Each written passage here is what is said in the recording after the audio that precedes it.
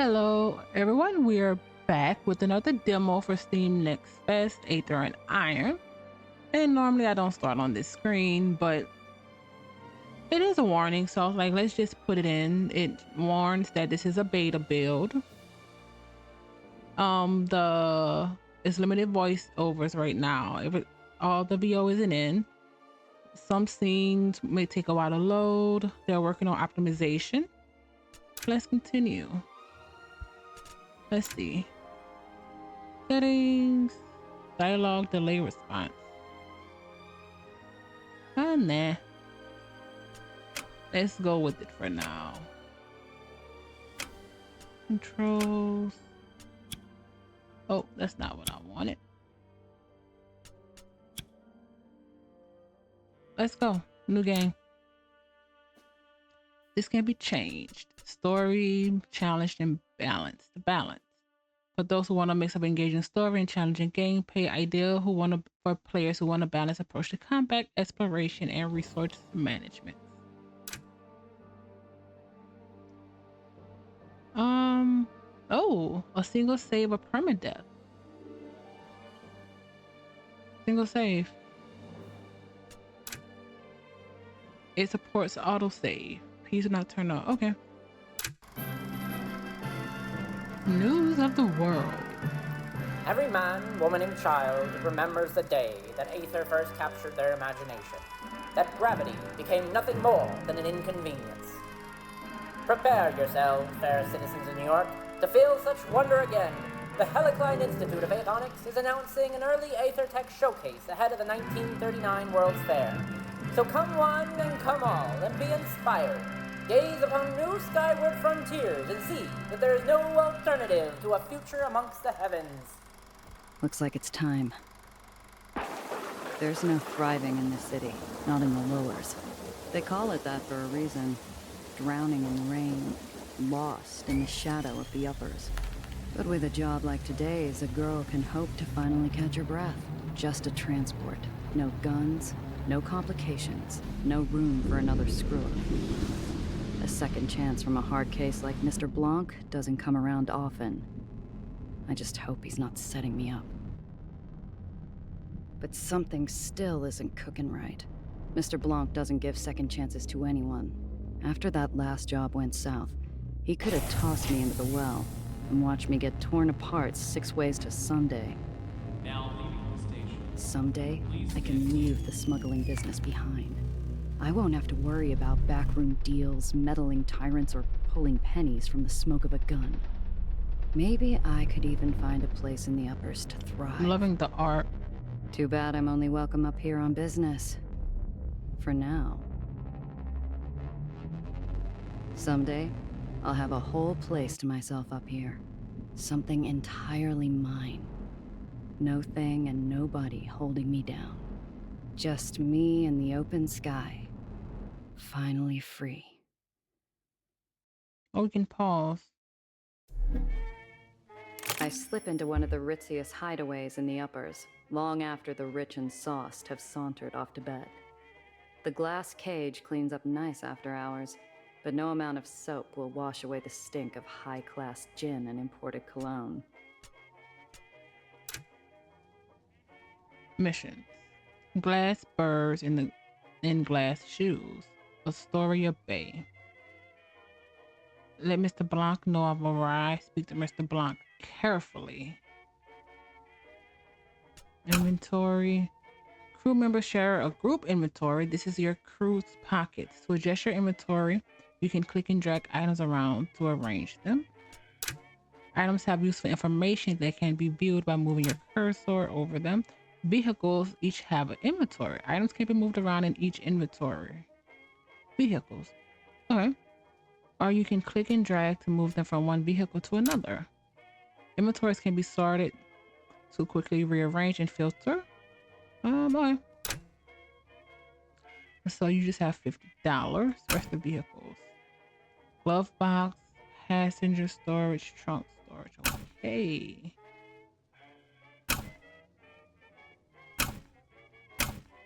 So this is literally it. Codex. The Codex is your in-game encyclopedia, offering lore, character details, and insights into the world of Aether Iron. Access it anytime from the top right of the screen. Entries are unlocked as you progress through the story, complete missions, and explore the city. Look for highlighted new entries and delve deeper into the game's lore. Okay, so we can get 9 crewmates. Gaia. Seems self-indulgent to keep notes on myself. Fair. What was next? Gloria Bay. A small island, uncharacteristic for the uppers. Plenty of escape routes. The Glass Baron, who runs the place, is more of a recluse. Little interest in the affairs of the barony. Enforcement lacks. Still need to go to see Silverfoot James at Foxy's Glass Cage. One of the oldest and most successful bars in the uppers, the ambiance of the Glass Cage attracts the rich and the well-connected from across the city. Its famous glass bottom provides breathtaking view of old New York and provides patrons that lofty feeling of being above it all, literally and figuratively. It's also the source of its proprietor's primary business, knowing things he shouldn't, and connecting interesting parties with markets of questionable legality. Aether. Don't know if it's growing up on solid ground, but can't fully trust the stuff when caught, bottled, or burned. My Zio would say if we were meant to fly, we would have been made with wings. He didn't like how man had become like guys. I can't say I disagree. Interesting. So Aether is a substance. Okay. Crew missions. Okay. Hero talents. Complete missions and encounters to earn XP and level up. When you level up, each of your heroes gain a talent point for you to spend. Each hero has access to different talents. Increase your talent proficiency to more likely succeed in dialogue talent checks and unlock new skills. Increasing talents to a certain will unlock new skills. These skills grant your heroes new abilities and bonuses when they're a part of your crew. See, all of your heroes unlock skills on the right. Okay. So leveling up to enhance your crew's talents and attributes to improve your bonuses. Each crew member has access to different talents. Access your talents by selecting the crew portrait on the top left. Okay, so Gaia. You're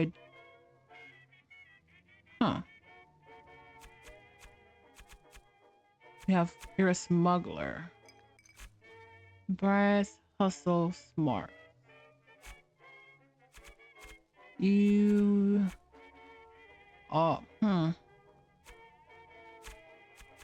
can do Daredevil, Enforcer, Grease Monkey,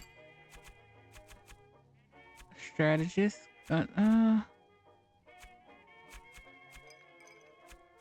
let's hustle.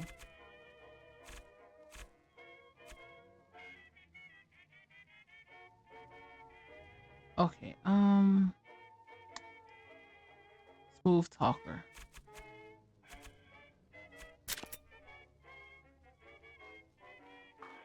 Your charm and persuasive skills allow you to navigate social interactions with ease. You can navigate, bargain, and talk your way out of or into almost anything.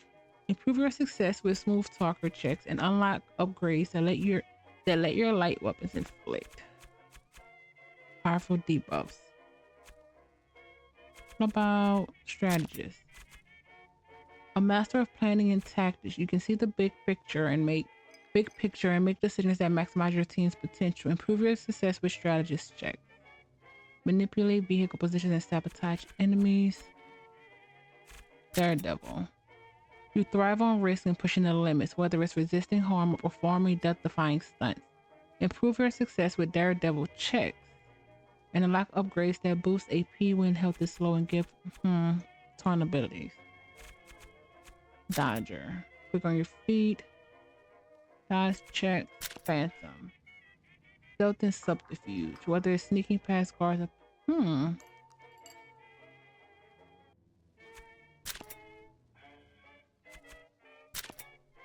smooth talker.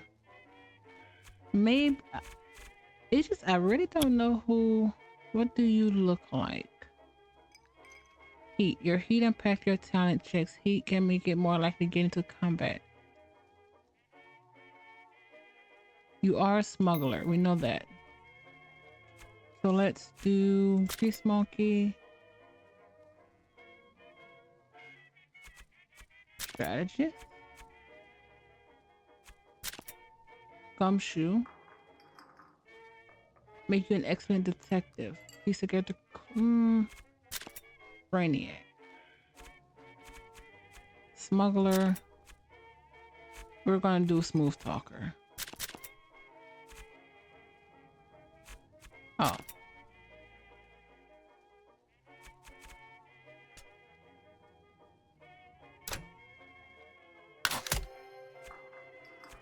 Okay.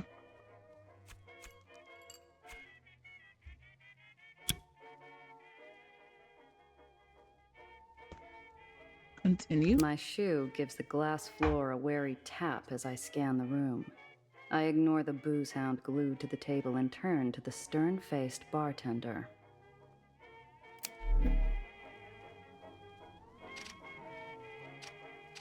Okay.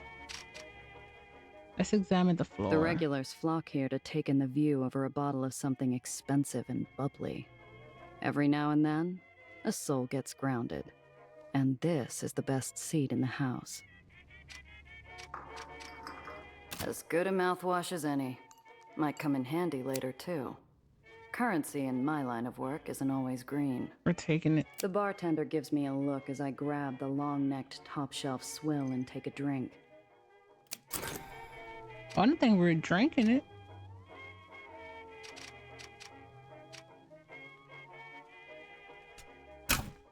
Okay, we do have it. Perfect. The booze hound's a whistling faucet, and his drool-spattered watch is worth more than my whole outfit. Oh, we can't steal it? Let's talk to the bartender, Mr. The Martin. bartender's eyes follow my hands, making sure I don't get too familiar with the patron's belongings. I approach the counter. Morgan? I give a curt nod without response. Any other gift of familiarity would be wasted. Wilson out? A deep sullenness passes over the man. What can I do for you, Miss Randazzo? Certain dialogue options contain talent checks. These checks add an element of chance to your decisions. Influenced by your crew's talents and attributes, each check has a difficulty rating and a minimum number that you need to roll. When you perform a talent check, you roll two six-sided die. Your crew's talent and attribute bonuses are added to the dice roll. All of your bonuses are shown in the tooltip when highlighting the dialogue option.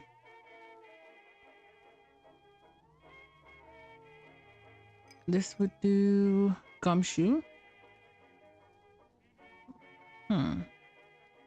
What is this? This would do... Let's just try it, I guess. Press about Wilson. That's a fail. My eyes scan the aged bartender's body, looking for some set of clues on what happened to Wilson. Nothing. You didn't answer my question. Where's Wilson? Your powers of observation astound, Miss Randazzo. I indeed did not answer your question. Ask about business. It's been a while. How's business, Morgan? Business carries on as usual, Miss Randazzo.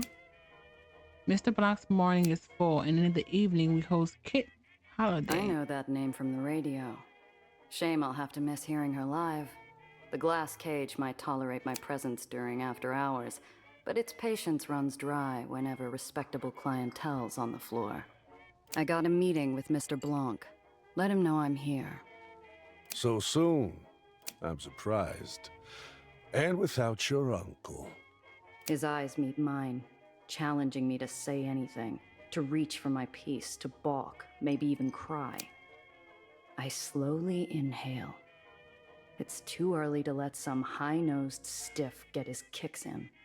So I smile. Did the uncle die? I'm missing an Apollo Diamond picture to be here, Morgan. Help a girl out. The bartender frowns while he polishes a small tumbler. He's expecting me. I don't intend to make him wait. Do you? What was that? Mr. LeBlanc? He's a man few know anything about, if he's a man at all. Not a string in the uppers that doesn't lead back to him. And I found myself tripped up too many times just walking around. I'll be better off when I can find work without having to crawl to him first. Ooh. Okay. Oh. So interesting. That did Morgan the trick. isn't here. He reaches his hand under the counter, slowly. A part of me waits for a fiery roar of buckshot to tear through the mahogany. Instead, I hear a click and muted bell. They'll be with you shortly, Miss Randazzo. I assume you can show yourself out afterwards.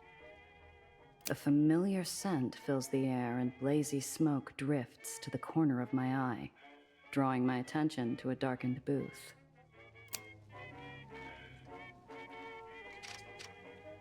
Oh, back door. Let's examine the back door. My eyes dart to the back door. If things go sideways, I'm a quick sprint from the exit. Okay.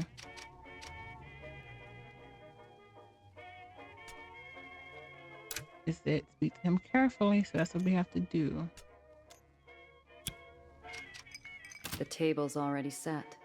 A narrow beam of light splits the booth. On my side, a glass of my favorite whiskey. On the other, an ember held in the hands of a man more shadow than flesh. Great picture. Drink. On entering. On entering. No, we're cutting to the chase. Excuse me, Mr. Blanc, but I'm here for business, not pleasure. What is happening? An unhurried puff of smoke fills the booth. I hear the edge in his voice press against me. His eyes are narrowed points. You do not set the terms, Randazzo.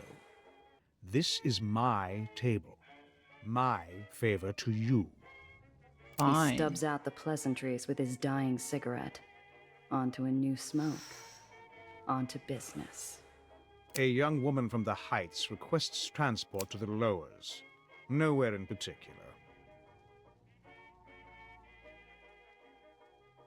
You want us to be a driver? The lowers. So the uppers, I've heard some call it a facade. The soaring skyscrapers, the clean-cut concrete, the gilding along every edge. I don't care. I take a reliable 9 to 5, walking down the street without getting shot, and a smell other than rot in the heartbeat as soon as I have enough. The lowers. I look up when I was younger and wonder where the edges of the lowers truly were. How many barrens stretch across the horizons? How many islands fill the sky? Now that I see the muck and grime, now that I live in this place, the whole part of the city seems a lot less romantic. The Heights? What's some girl from upstairs want in the slums? I don't care. She requested discretion. She seem like the type to cause trouble? If she's getting into my car, I need to know what to expect. She is young, naive, harmless. Ooh, No smooth threat to you. talker. We need to roll a 7. We do have a +1. You're the one who knows things, and that's all you know? What is up with this You 3? have what you need. Idle speculation is wasteful. Mr. Blanc's got a face a statue would envy. He knows more, but he's keeping it to himself. Where's Wilson? Morgan looks worse for wear out there. The yellow flame flashes on caught breath. Mr. Wilson is no longer under my employ. Shame. He owes me money. Know where I can find him? The booth darkens to a silent gloom. Even the embers quiet their dull murmurings as Mr. Blanc leans forward again. You'd do best to forget Mr. Wilson. Him and those he associated with. Or you too will find yourself out of my employ. I'd struck a nerve, one that ran deep. Too deep for me to feel comfortable going any further. Mr. Blanc is a monster in his own right. I don't want to know what ghosts haunt his closet. Sounds too easy. For you, Randazzo, too easy is all you get. For now. And if she brings in heat from the heights? I trust you would adapt. I'll get it done in a few hours. And maybe next time we talk, the work will require more than my babysitting skills. Your reputation is mud, Randazzo. This is charity. Do the job. You'll be paid. Half your usual. You've been rolling like crap. Ask politely for higher pay. Okay. Half my usual? You called me up here to insult me? You are not the same smuggler you were a year ago. I pay for who you are now. It's a conversation I'd had several times already with too many clients. Conversations I'd lost. Turns out one bad day wipes out a lifetime of reliability. I had to try again. I'm every bit the same person I was. That's why you want me on this job. Why you need me. You can't risk your little Heights socialite giving you a bad name with the fat cats upstairs. If she held any influence, she wouldn't be running away. So she's running away. And he didn't dispute the first part. You could have called anyone, but you called me because I am the same person. No one else will protect her like I will. That, you know. And that's worth a little respect. His cigarette extinguishes itself, obscuring what little of his face I could see in pure black. He did need this girl protected. Question was, from whom? Your usual, then. And Randazzo, I expect your usual? You'll find her outside, Ooh. being obvious. Good luck, Randazzo.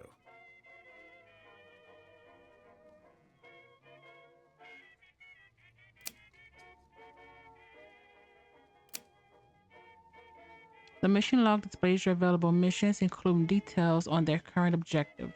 From here, you can also review a history of previously completed missions, access at any time, the conversation location, and other points of interest required to progress a tracked mission are highlighted across the game world. Tracked or not, all available missions can be progressed using tracked mission to more easily follow the missions you are currently pursuing.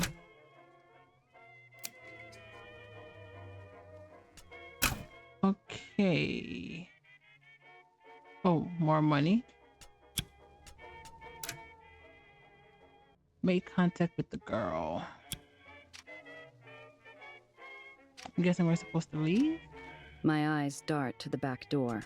If things go... Oh, unravel. Show highlights.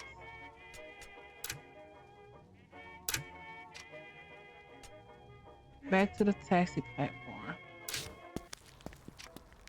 A string of yellow cabs idle at the curb, their vultures squawking at a young woman standing on the sidewalk, barely 20. She's a bird of paradise, too colorful for the drab concrete jungle around her. Obvious was right. That's the one. Okay. Interact. I want to see observe. One of the buzzards has her cornered. The girl's smile is a mask. She's being polite, but she doesn't realize how ugly this could get. I'm not giving them the liquor. Excuse me, pal. This one isn't worth your time. Oh, yeah? How's that? I just passed 5th. Looked to me like last night's crowd at the Cockatoo are finally coming up for air. You know the place? Sure. I know it. I'd hustle if I were you. There's fares to spare, and I'd wager they're in a tipping mood. Yeah? I might just do that. Thanks, girlie. The cabbie drives off, and the girl shuffles over to me. Thank you. You can thank me when we get where we're going. So, you're my driver. I'm Nellie. Well, Dr. Eleanor Reinhardt, technically, but please, Nellie's fine. She's very bright. Name's Gia. So, doctor, huh? That's right. My degree's in theoretical aethonics. I did my dissertation on Cherenkov radiation's impact on aether particulate flux. Columbia, then NYU for postgrad. Such a gorgeous campus. Have you been? Can't say I have. It's pretty close to the Helicline Institute of Aethonics. Olympus Park is what most people call it. Where I work. Or worked, anyway. She fidgets with her big, overstuffed briefcase. Something about it bothers me. This isn't your average rich socialite clutching her purse in a rough part of town. She's clinging to it like a life raft. I hope you don't mind me saying so, but you make quite a striking impression. The girl's eyes sparkle with curiosity. She's a bright little thing. Smart, switched on. And she's doing an admirable job of hiding how scared she really is. Her voice drops to a conspiratorial whisper. Are you really a smuggler? Let's see, what was the cabbies? What are you under?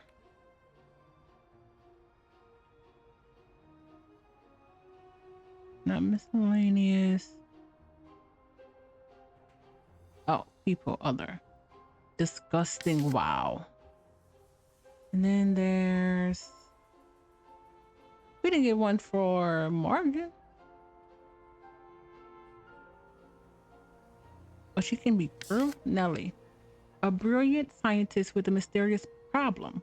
Nellie arrived in the uppers clutching a mysterious briefcase and looking for a ride to the lowers after narrowly escaping the accident that claims a lot. Oh, that's too much information. The last of her research team, the brave and somewhat naive idealist, decided to take her investigation to the source. Let's tell the truth. Depends who's asking. Well, I am silly. How does one become a smuggler anyways? How did you become a doctor? Usually not by choice. Wowzers. Uh-huh. My car's this way. Come on. I get an itchy feeling, like we're being watched. This whole thing has me off kilter, like walking into a room without turning on the lights. Taxi. Buy tickets to the lower, stay away on a ferry. Travel to the ferry station. Zio always liked cabbies, said they were useful. This is where he and I disagreed. So they aren't. Bet these platforms don't see many folks from the lowers. It's really something. Someday, I'll wake up to this every morning. Okay, let's go back. We step into my ride. I twist the ignition, and we set off. I catch the girl scanning the interior, her eyes taking everything in. So, where am I dropping you off? The lowers is pretty big. Oh, anywhere, really. I'm sure I'll find my way where I need to. Is she serious? There's only sincerity in that voice. Mr. Blanc wasn't kidding. This really is a babysitting job. Ooh, what's that button do? Yeah, don't press that. Ah, so it must be some type of modification. I bet it's a supercharger. They always have those in the comics. Oh, I know. It's an ejector seat. Wait, it's not for the passenger side, is it? She's not even really talking to me. Her motor mouth is just spinning out of control. I've got to learn what the hell's going on with this easy transport. Give her a quick once over. Crap. Her shoes are well polished, her hands clean, and the letters ER adorn her briefcase. She's an open book, but I can't get a read on anything useful. Is there something you want? I want to know what I'm getting myself into, kid. Something's off. Exactly what Mr. Blanc told you. I need transport to the lowers. That is all. It's never that easy. Maybe this time it is. And it's While not. we're talking, my eyes keep getting pulled to the rear view like it's a magnet. I can't shake the feeling we're not alone. I juke down a couple service paths and hop across an access junction. Sure enough, when we pop back onto street level, the same dark shape is lurking behind us. Hang on to something, kid. This might get bumpy. I pop open the hidden compartment under the dash and point to it. The girl catches on almost instantly, and there's only a moment of hesitation before she shoves her briefcase inside. Smart. Moving around the island. Click on the location of view info and set it as your destination. Click on it again or press space to travel there. You can also right click. You may encounter unexpected events along your route. After an event, you will return to the map. You can continue your journey by pressing space or by clicking on your destination again. Or you can choose a new destination. Okay.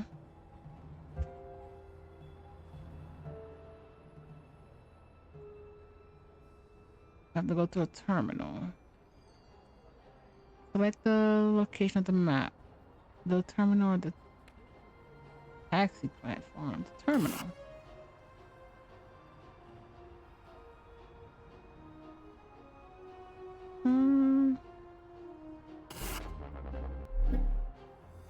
Surprise encounter. I catch a glimpse of the man tailing us. He's got the easy posture and the liquid metal smile of a seasoned killer. In the rear view, his eyes burn like ice above a jagged scar. No! How did he find me? Who? Time you came home, darling. Nellie? Who is that? Looks like you found a little tour guide, Eleanor. Got no quarrel with you, smuggler. Pull over and you can drive away We clean. can't, Gia. Please, we can't. Don't worry, kid. Just keep your head down. This will be over soon. Enemy vehicles can be damaged by selecting a weapon and then an enemy vehicle to shoot. Each weapon can only be used once per turn. Hover over locations to preview your path. Click on the location to move there. Moving forward costs more than moving backwards. You can combine the text and movement by selecting an ability and then choosing a location to use it. Combat is dynamic. Look out for obstacles and lane changes that could damage. Oh, okay. That could damage or even destroy your vehicle, or use them to your advantage against enemies.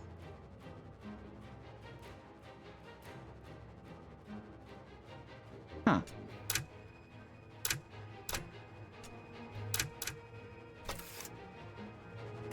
Yes, turn. We can go forward. Civilian. This is the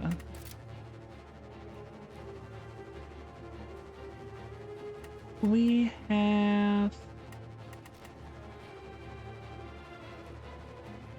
Huh.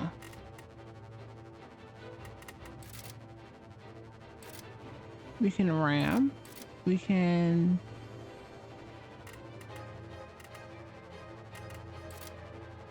shoot Galting gun. 1 round cooldown. Direction back. Direction right. We go here. If we do. Oh, that's not good.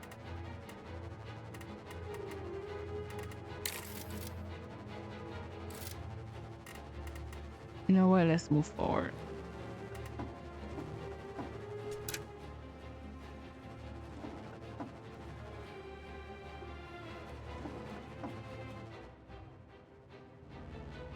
This doesn't have to go like this.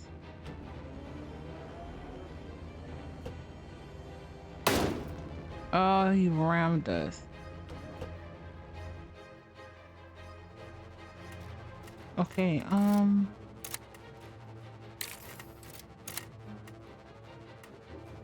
let's move and shoot.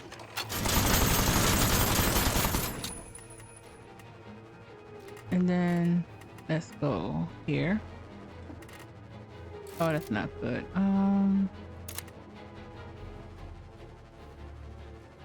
We can shoot.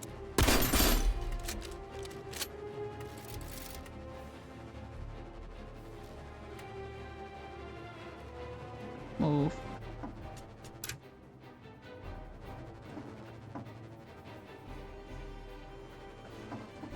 While they're 1000% getting away from us, which makes sense. Oh. Same tactic.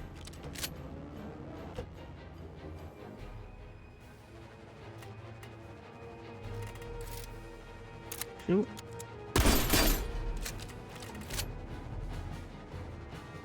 This does any direction, so if we do around,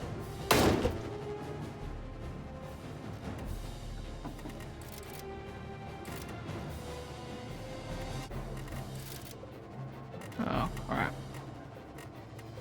move back.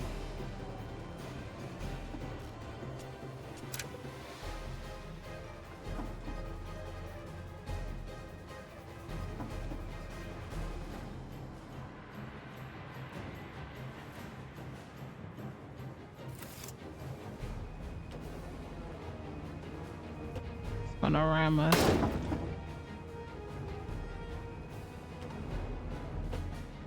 Another round.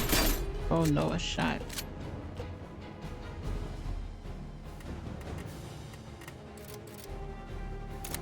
Shoot. This is right. Let's ram him.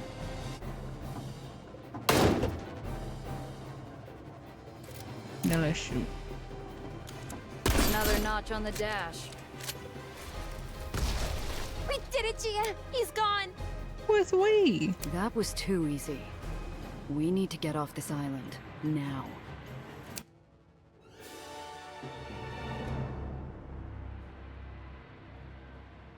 Scrap metal.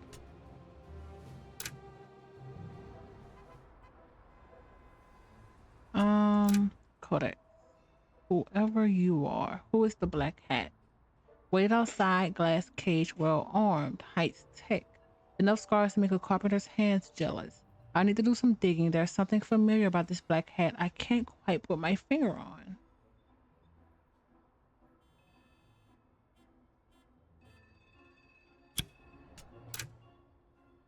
Okay, let's 4th Street.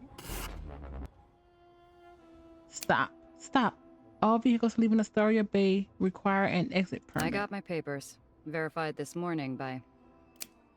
All exit permits from before noon today are considered void. You have to acquire a new permit inside the terminal. Look, maybe there is some other arrangement we can reach. I flash a clip of greenbacks underneath my outstretched expired permit. The guard looks unimpressed. Damn upper snobs, too good for money. Ma'am, this might fly where you're from, but not up here. You have to get a permit like everyone else. Now move. He waves me on, and I drive towards an open spot near the entrance of the terminal. People mill about, laughing in the sun, but something's off. The world feels grainy and sluggish, like I'm wading through sand. I need to keep the girl close. Okay. There's not a dark cloud in the sky or a black hat in the crowd, but my shoulders remain tense. Let's open her door. We're killing time in a sea of hard limbs, well-used pocket watches, and dull chatter, waiting for a permit.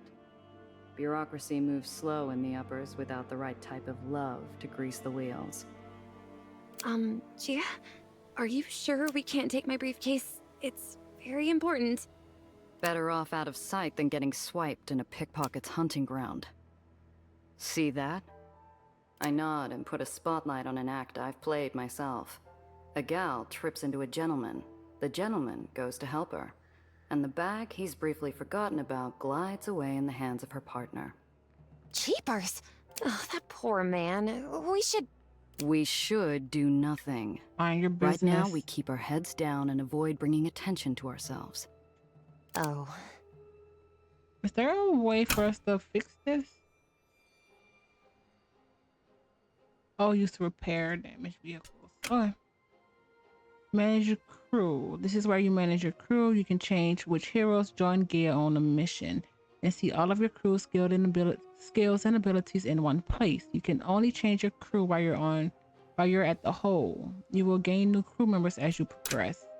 You can change which vehicles your crew members are driving. Select swap and choose from any of your unlocked vehicles.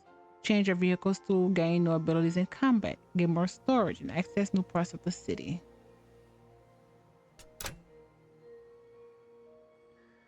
Gear brass, hustle, smart.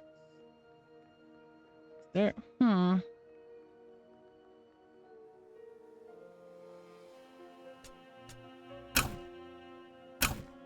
guess not. Okay. Look, no one's prying my stash open, and I've got an eye on the car. Besides, we'll be back in the Chimera in no time. Right. We're... what's the phrase? Staying low. I'm just worried because... oh, dear, look! Cotton clouds! Oh, I haven't had uppers candy in years. The girl runs off, Leaving me idle in line. Let her enjoy herself. She's like a bird from a cage. Bright eyes sparkle as she flits at every vendor between her and the cotton cloud stand. Okay.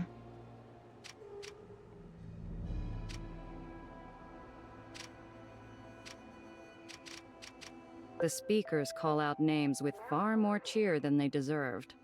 Dreamland, Nation's Crusade, and so on. None were ours. My neck itches at every careless shoulder bump and lingering eye. Nobody unusual, but the itch doesn't quit.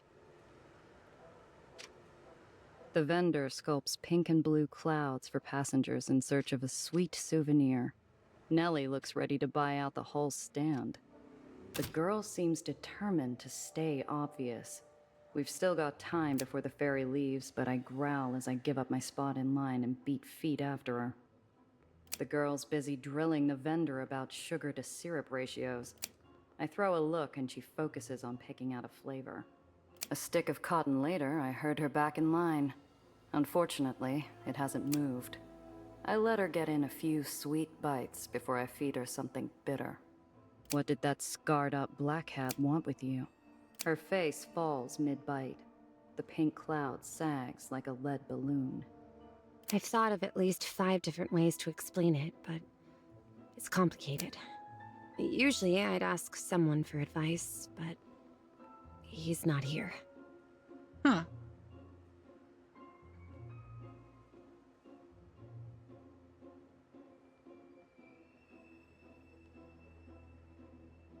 Alright.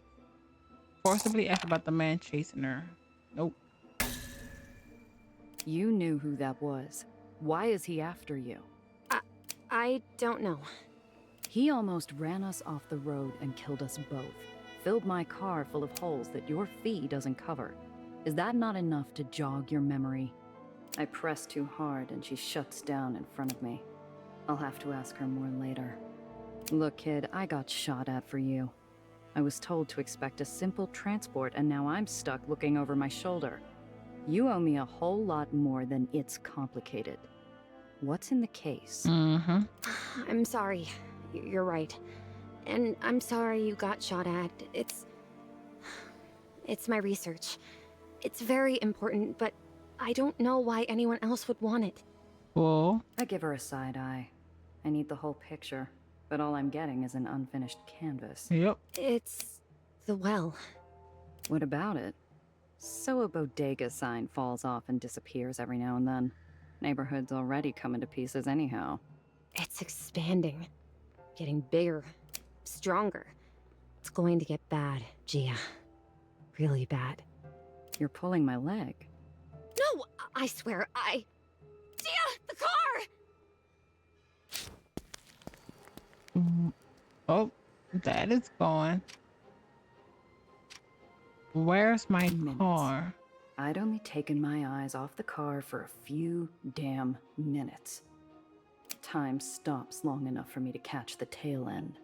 The glare of green lights, the lift of red-white metal, and the blur of a black hat. They took my car. Gia! My research was in the car. What are we going to do? We're going, now. Ferry's here.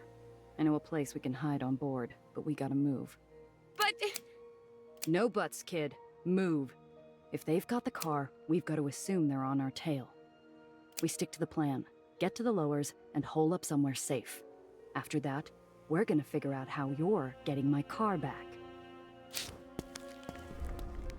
The hole is a barrenless refuge, rotting and hidden in a forgotten corner of the city. It offers sanctuary to every soul who finds freedom at the end of a gun or the bottom of a bottle. It is the safety of the shadows. Completed that. Let's see. What would this do? Jump. Ooh, jump cost 0 AP.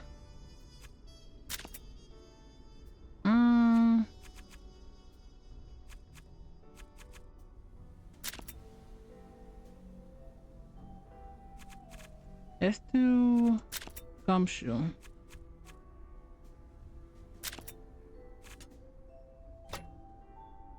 Oh, we have 2 points. Cool. This will give us all allied vehicles next to this vehicle gain the hasten effect. Now let's do that, and then let's do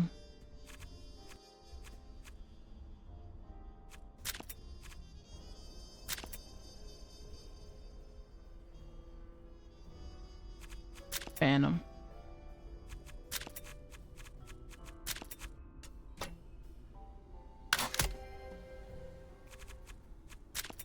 Okay. Oh, is this your hideout, Gia? It's like a pirate's cove or a raider's den. Well, not a soul in the lowers will tell you that they want to again start over. Not a soul in the lowers will tell you that they want the well to stick around. Those gravitational shifts are a pain, but to say it's getting bigger, growing, might be something there. But this wouldn't be the first time the Height sent some do-gooder down here to create a problem and act savior. Oh, that's interesting. And we're in the hole. Little is known about the history of the hole. The area it inhabits was once marshland that was farmed. At the beginning of the 20th century, the land was owned by the Radish Kings of Long Island. The Radish Kings would later sell off the land in the 1950s to become developed for housing. Over the next 30 years, it became a border town between Queens and Brooklyn. No advanced urban infrastructure was built into the neighborhood. No lights, sidewalks, or sewage system were provided. It became a place for lost things, junk, and dead bodies. Okay. Just clear that out.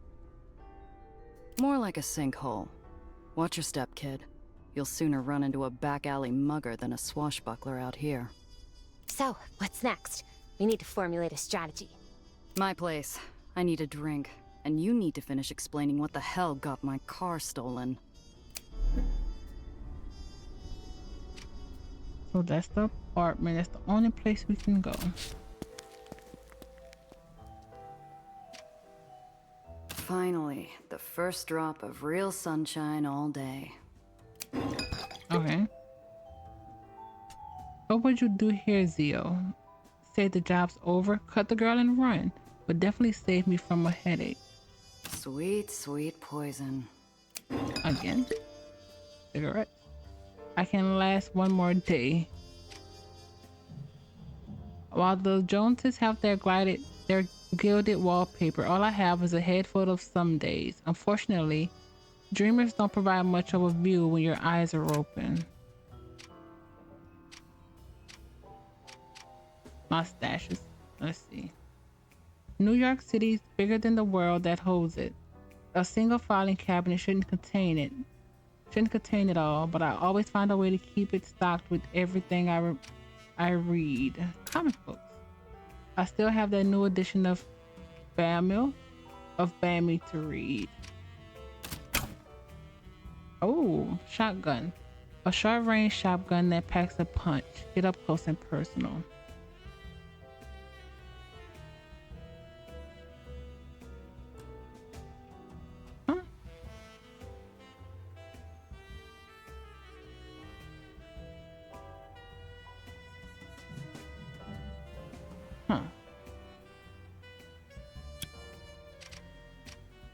Listen, alright. The way she holds herself is too bright for my apartment, too colorful. Everything feels smaller, the space between the shrinking walls taken up by her testimony. I've been tracking growth patterns around gravitational anomalies. The well's always been an unusual case. It goes through the occasional spike and ebb, but it's always stabilized, eventually. My colleagues and I, were supposed to meet and discuss what to do about the well, but I was late. I would have been inside already if it hadn't been for Professor Gardner. He discovered something was wrong first. He tried to get me away, and because of me, She trembles, leaving the unspoken sound of a falling body to echo off the walls. There was an explosion. Everything burned so fast. I wanted to help, but Professor Gardner wasn't moving. That's when I saw him. The black hat. And then he saw me. I ran as fast as I could. Didn't have time to take anything else but the notes I had on me. That's a hell of a story. So a professional killer snuck into the Heights and blew up a building just to get his mitts on you and your research. And you have no idea why. I truly don't. Please, you have to believe me. Ask about the Your well. kind have been coming down here for years. They do some tests, make a big spectacle of themselves, and conclude that it's mostly harmless. Nothing more than clouds or a bad storm. That's the thing. It should be nothing more than a cloud or a storm. For crying out loud, it's not Jupiter's red spot. Something is causing it to persist and expand. You're sure it's expanding? If my work is correct, quickly. It was just a pause, a moment where I hold back a lifetime of cynicism and disappointment. But she hears it like I'm filling the room with air raid sirens. You live in a flying city, Gia. A city kept alive with technology so foreign 80 years ago that we'd be like gods to our grandparents. It's solvable. Your colleagues, tell me about them. They were brilliant scientists, Gia. All of them. And bright and hopeful. Together, we were going to discover a better world. Find the answers to... She holds back the grief by roaming the room with her eyes, latching onto every detail and yet ignoring every bit of it. And they were kind. Alistair, Professor Gardner, especially. He always looked out for me, even when I first showed up. A 16-year-old with a half-packed suitcase and too many questions. He always tried to help. Right to the end. You're in the lowers, as requested and paid for. What were you planning once you got here? First, I thought I'd have to find a place to live, of course. I have some money, The girl goes paler than the moon in a crystal bath. A moment of clarity and a possible lifetime of hopelessness. Do you, or is it in your briefcase? It was in my case. Of course. All of it. I have nothing. She looks up at me, eyes suddenly welling into baby blue pools that flood the dwindling room. I don't have anyone I can ask for a loan. Everyone's... They're dead. All of them. He killed them. And now he's followed me here. He won't stop, will he? He's going to find me again. And I won't be able to fix the well, and... Hey, kid. Look at me. You're smart. You'll figure something out. You just... Listen. I'll talk to someone who could help, but I need you to focus. Those goons stole my car and your briefcase. And right now, you might be the only real lead I have. Do we have a tracker on the What can I phone? do? I told you everything I know. Not everything. I don't get it. You're from Olympus Park. You got money. And you just leave without talking to anyone? I needed to disappear quickly. Apparently, I'm not all that good at it. I didn't have time to pack. I took the first ferry I could find, and it left me in Astoria Bay. Fortunately, when I told a very nice officer I needed to get to the lowers, he referred me to Mr. Blanc. Knowing Mr. Blanc, that referral didn't happen by chance. Mm-hmm. He's got eyes in every dark corner of the city. If a bird from the heights flew down on an air of mystery, he'd want to know why. He called you by your name. We're looking at someone who's done his research, or someone who's got something personal on you. Got any enemies up there? No! You sure? You sure? You didn't piss off some other brainiac with a better showing at the science fair? No. You running from family? Some bigwig who made a pass at you? Jilted husband? I'm not. I've never been married. I don't have the time or the interest. But even if I did, I haven't had any gentleman callers, or really met any gentlemen. Aside from Professor Gardner, of course, but he doesn't count. Not in that way. How is it unlocked? This Professor Gardner's come up a few times. Who is he? Oh, Professor Gardner, Alistair Gardner, was one of the first people recruited to the Helicene Institute. He's one of their spokesmen, too. He even oversaw my application. The other adjudicators were reluctant. Everyone else was so much more senior and older, too. But Alistair fought for me. He called my skills and my desire for a better world a brilliant ambition. He helped look after me during my stay at Olympus Park. It helps that he supervised the lab that I worked in. Something doesn't add up. Mm-hmm. Most of us will never see the heights, let alone Olympus Park. How'd someone like him get inside? I don't know. Must have broken in. Or stolen access? Disguised himself, maybe? But you can't just stroll through. I had to go through an extensive vetting process to even be allowed to visit. So he's found you twice. Once Yep. in the heights, and then again after hiding with Mr. Blanc. He'll probably track you down here, too. You think? She starts to retreat back into her shell. Damn it. I was just getting somewhere. If I'm going to get anything useful out of this, I gotta give her something to latch onto. Hey, look at me. This chump isn't getting away with this. I'm going to take care of him. Going to get my car and your briefcase back. Really? It's a matter of personal and professional pride. I don't like when people mess with what's mine. Just stay here and don't touch anything. I'll be back soon. Wait! I'm going with you. Ask her why. And why should I do that? You're a doe in headlights most of the time. Well, for a lot of reasons, actually. For starters, I'm excellent company. I'm also smart and amazing at aethonics. I'm sure that could really come in handy out there. But if not, well, let's be honest with each other. I need you to find that man. He has my briefcase. You need your car back, and you can do that by finding him. If he's following me, then that's good news. The best way for you to find him is for him to find me. Us. Fair. Foolhardy or brave, like going all in before the flop in a high-stakes hold'em round. I'll give the kid this much. She's earnest to a fault. Okay, but first I need to see a gal about a car. Until I'm back, stay put. Cress is already gonna be in a bad enough mood when she hears about the car. She doesn't need me ambushing her with this bundle of trouble, too. Cress Carter is the only person in the hole who could sell me something with 4 repulsors and a steering wheel. Only one issue. I'm broke. Fortunately, I have something more valuable to her than a wad of cash. A treasured limited edition Coleman Hawkins record. Oh, Cress's favorite musician.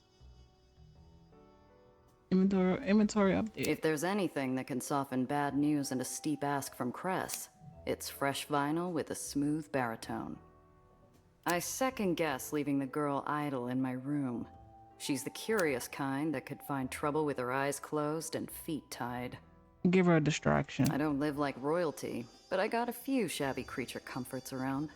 Maybe it's enough to keep the girl's hands busy.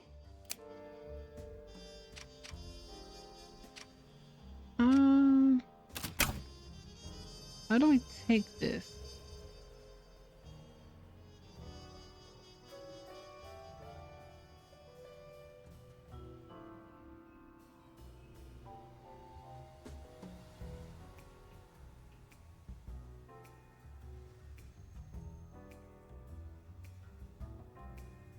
Auxiliary engines, loot all.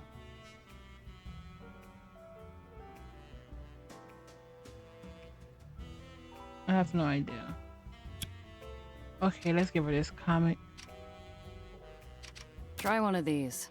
Cloud Captain never fails to cheer me up. Oh, thanks, Gia. She starts to flip through the pages as I leave, her eyes landing longer on the page with Cloud Captain's devilish smile.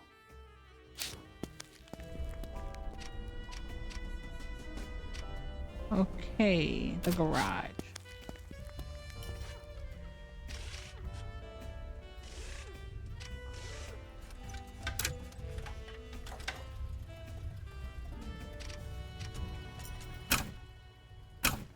Pocket.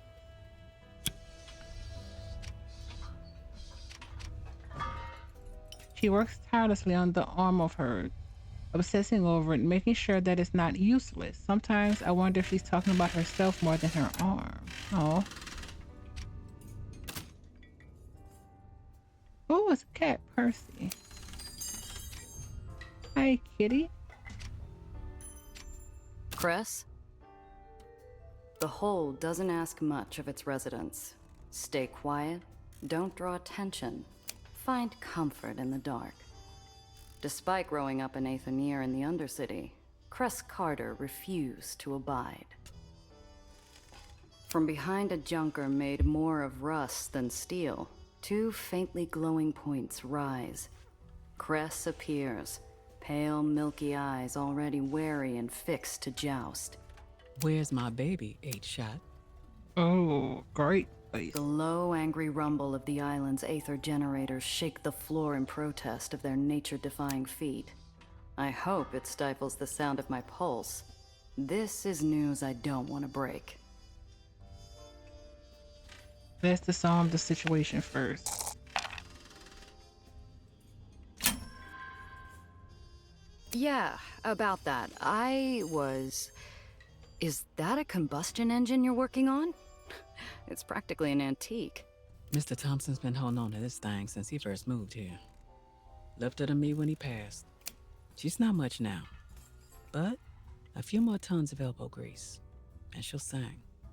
She stretches her prosthetic arm and tilts her head, analyzing the jagged edges of this car-shaped hunk of rust like puzzle pieces she can rearrange and solve. She's distracted, mind somewhere free and happy, when I bring her back down. Cress, I got some bad news. The car's gone. I let my guard down. You lost it? You here then to beg for your life? I need help getting it back. An iceberg lugged 3,000 miles from the North Pole and thrown in the corner wouldn't have made this room any colder. Cress, Look, I don't come empty-handed. Here, found this on one of my jobs. Give it to her. You think you can bribe me with a Coleman Hawkins? Damn. Okay, I'm listening. She's still out there. My guess is White Street. The thief was after something in a hidden compartment, and they won't get it open without help.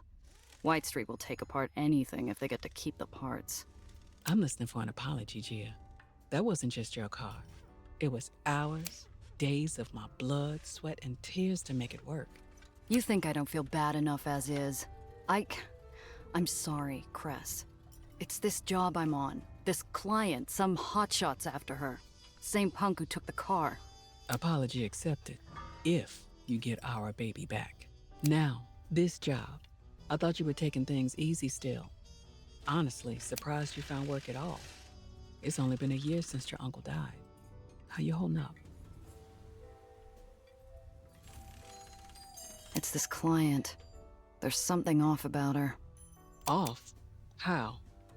Can't place it yet. Too many questions. Doesn't help that she's from the Heights. Well, there's your problem. Anyone who lives that high up has a screw loose. Not enough oxygen. Shouldn't trust any of those airheads. I might have to if I want to get my car back. Be careful out there, Gia. Work's dried up. Even the easy jobs that no one wants. What I can get is barely enough to get by. Have you considered calling in that favor Needles owes you? He's working in White Street Needles. now. Pretty sure he could get you a job if you need it. Here, he's been busy lately. Needles? I'm not talking to that prick, not in 100 years. Not sure who would shoot first if we saw each other again. No, Cress, not him. Wait, are you keeping tabs on him? You're not the only smuggler that's good at what they do. He's also one of the few who still runs in White Street. Aetherneers over there don't have many options, especially with that tyrant and his constant wars. War in White Street wasn't new, and it wasn't worth the small talk, or the bad memories that come with it. Not right now, Cress. I just want to stay focused, find my car. I bet by now she's in the hands of some White Street chop shop. I need your help, Cress. Would have been better if it ended. That I feel like the other options should have eliminated Two that one. favors then. A car, and I assume a lead in White Street. Her eyes go distant. She never told me who she lost when White Street's Baron executed his last purge, but she disappeared for a week afterwards. When she finally returned, someone else walked around in Cress's leather shoes. Oh. She pulls out a pencil, scribbling a symbol on an old stale coffee filter plucked from the ground. North White Street Harbor, Pier 9. Say I sent you. You'll find some Aetherneers who can help. Maybe. As for the car, got a lemon out back. Not much, but it's a start. Bring it around, and maybe I can get it working. Okay. Take these repair kits too, in case you get in a scrap. Ooh.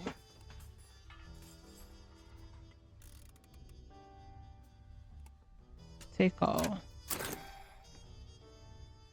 2 basic repair kits and 1 hand-drawn Aether rat symbol. Thanks, Cress. Yeah. Also, Gia, don't be an ass. I'll hear about it. Ooh. That's interesting. We can customize.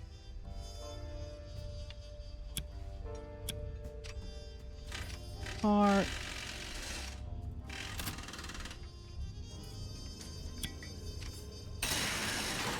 You can change the parts equipped in your vehicles in the garage. Select any vehicle to view its parts. Select any part slot to view a list of all your matching parts. Equip new parts to improve your vehicle stats and unlock new combat abilities. Choose wisely. You can upgrade your parts by spending currency to improve their stats.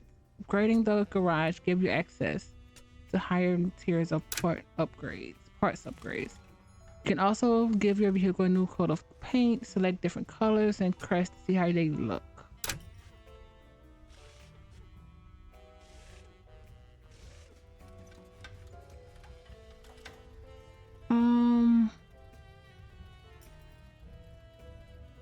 Part list, part map. Rusty pistol, empty. Scrap engine, stock.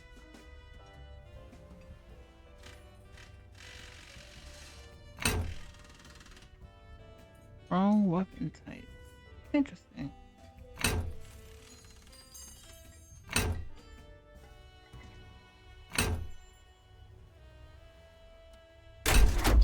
Oh, what did I just do?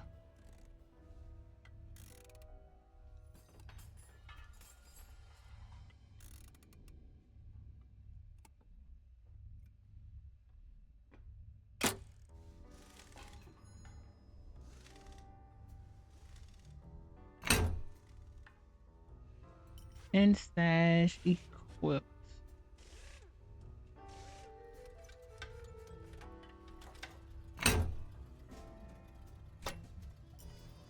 Huh.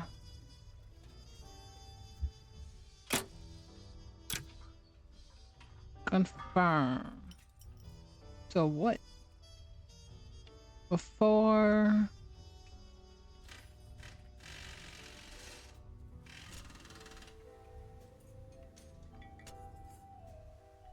Oh, for discard.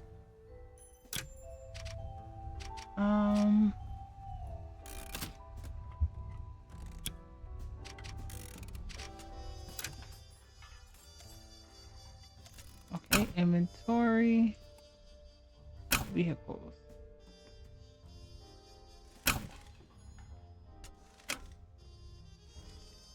Oh, Alistair Gardner. A mysterious and brilliant industrialist, Alistair serves as a spokesman for the Helsinki Institute of Photonics and is at the forefront of Aether technology development in New York. As a well-known patron of the scientific community, he is famous for putting his considerable research to work, uplifting precocious minds out of unfortunate circumstances to their betterment and the advantage of his business interests. His charitable work helped launch Dr. Eleanor Reinhardt's scientific career. Oh, 3 barons.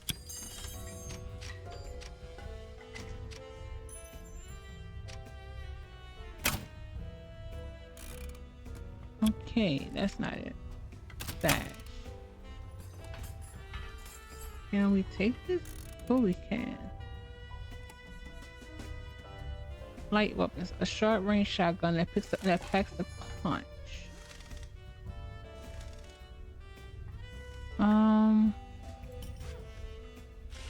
Discreet. A single enemy vehicle at close range.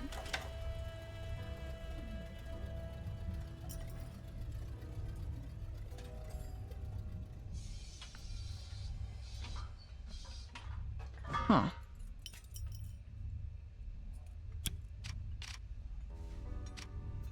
Let's go back.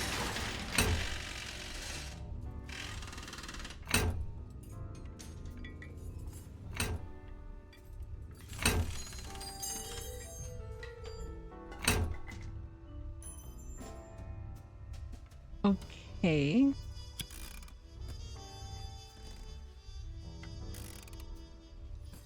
Damage will go up. Let's do that.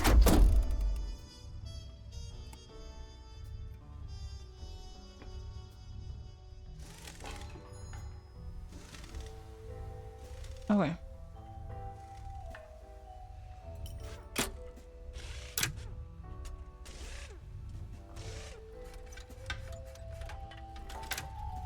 Alright.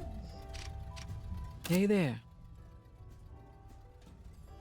Ask about finding other records. You looking for any other jazz records? Sure. Why?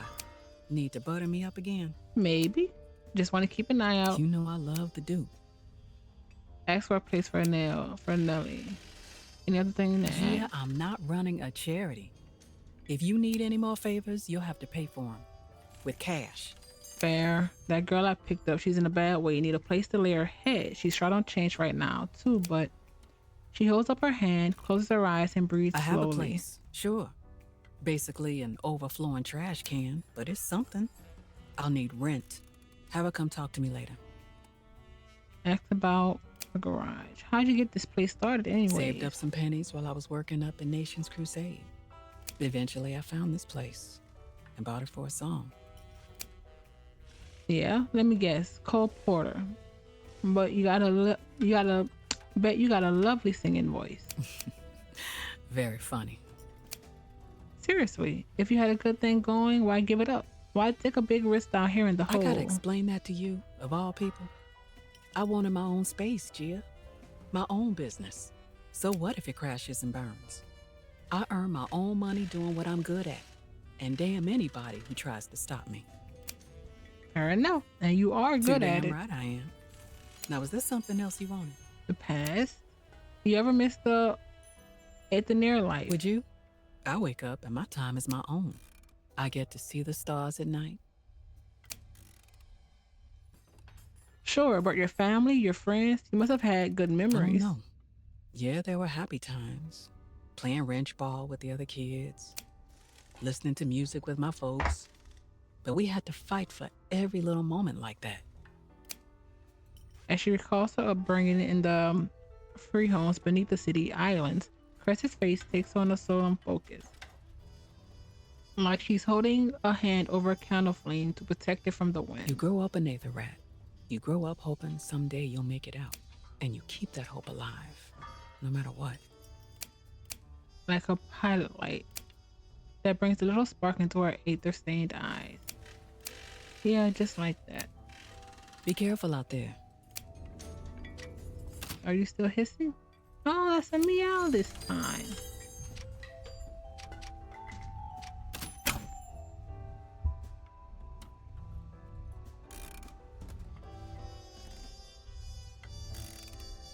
No idea.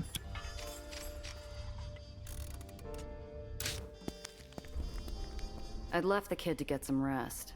I returned to find her stainless shoes performing a precarious balancing act on my chair while her hands twirl the wall crank. What the hell are you doing? Oh, Gia! I'm not used to having time on my hands, and I couldn't help but notice your plant wasn't getting enough light.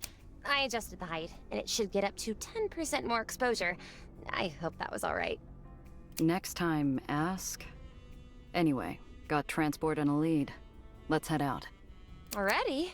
We need to move fast if we even want a chance of finding my car and your briefcase in one piece. Best bet? We start with White Street. Why there? Is it a smuggler thing? It's a hunch. White Street's whole business is sanitation and recycling. You need something disposed of on the down low? That's where you go.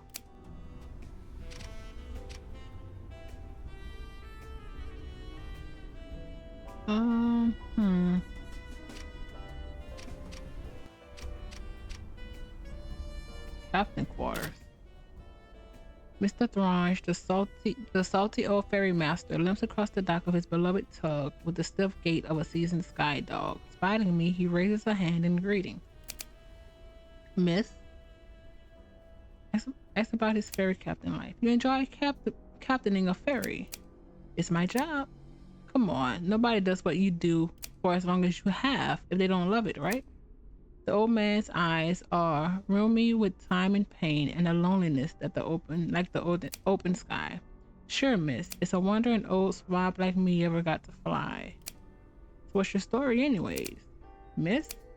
Like, were you born here? How'd you get into the ferry game? No, my family came from Maine fishermen. From Maine. Fishermen.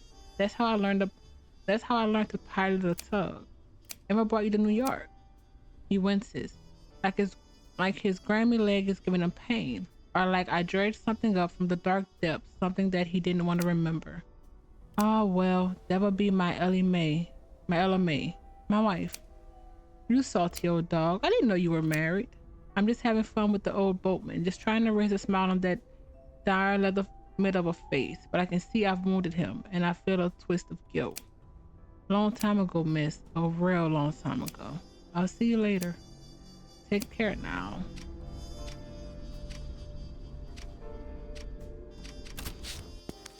Since technically she's supposed to be here. Gia. Nope. See Let's ya. leave. They're not interacting right now, so travel to the city. This is where we are. The uppers. Interesting. Follow the Aether rat lead.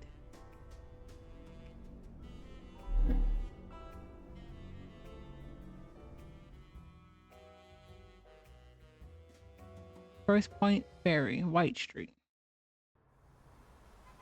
I don't believe in vengeful spirits. If they existed, White Street would have been torn from the sky in retribution for its decades of war. Instead, it stays floating to spite the dead, a withered shell of its former glory. Nelly, I want you to watch me and stay close. Why? Is something wrong? Where would I find the time, kid? Or the heart to fill your head with graves of ash, islands on fire in the night, the thunder of war in the skies? That was years ago. But not yet. First Point entry, and then Pier 9.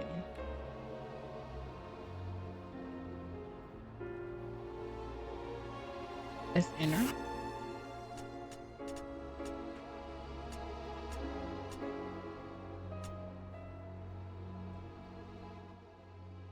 Oh wait, what did I do?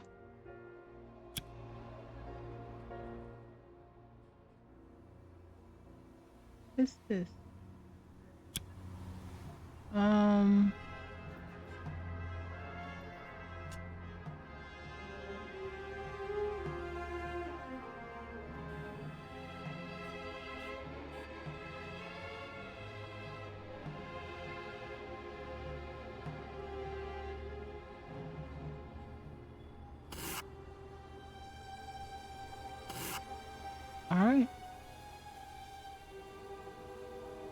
Threat low. Surprise encounter. Halt. The roads are closed until the demonstration is over. Exit your vehicles and line up for the parade. Oh, Kia! A parade! Let's go! If you do not comply, you will be arrested. Fine. I needed to stretch my legs anyhow. Like a dove on an updraft, Oh, parade. the girl flutters off as soon as her heels hit the street, following the music and fanfare to the nearby parade. Hey, I said stay close! Wowzers. I haven't been to one of these since I was young. Father took me to several, but those weren't as, serious. Where are the floats? The clowns? They're just soldiers. Are all parades in the lowers like this? Just like this? No. Each Baron has their own flavor of showboating to distract from how bleak life is down here. Whitestreet's just eager to march and flash their guns around. Something big must be going on. Do you know what's happening? I'm not sure what this is. Whitestreet has been bleeding territory, money, and men for over a decade in its wars with the surrounding barons. This should be a funeral march, not a celebration. Scope out the surroundings.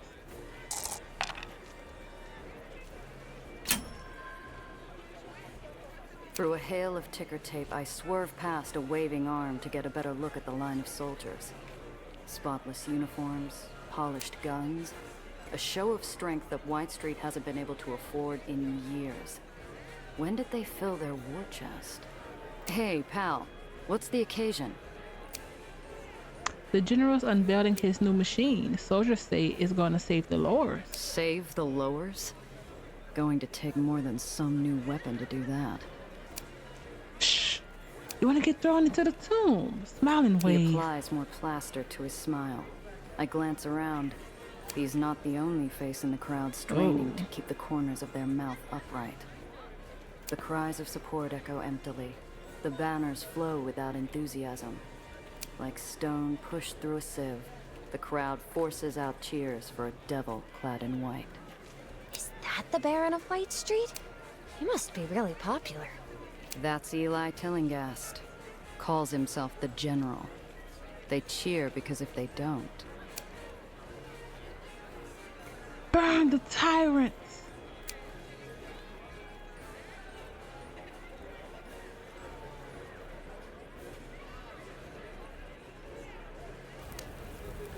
We say no to war.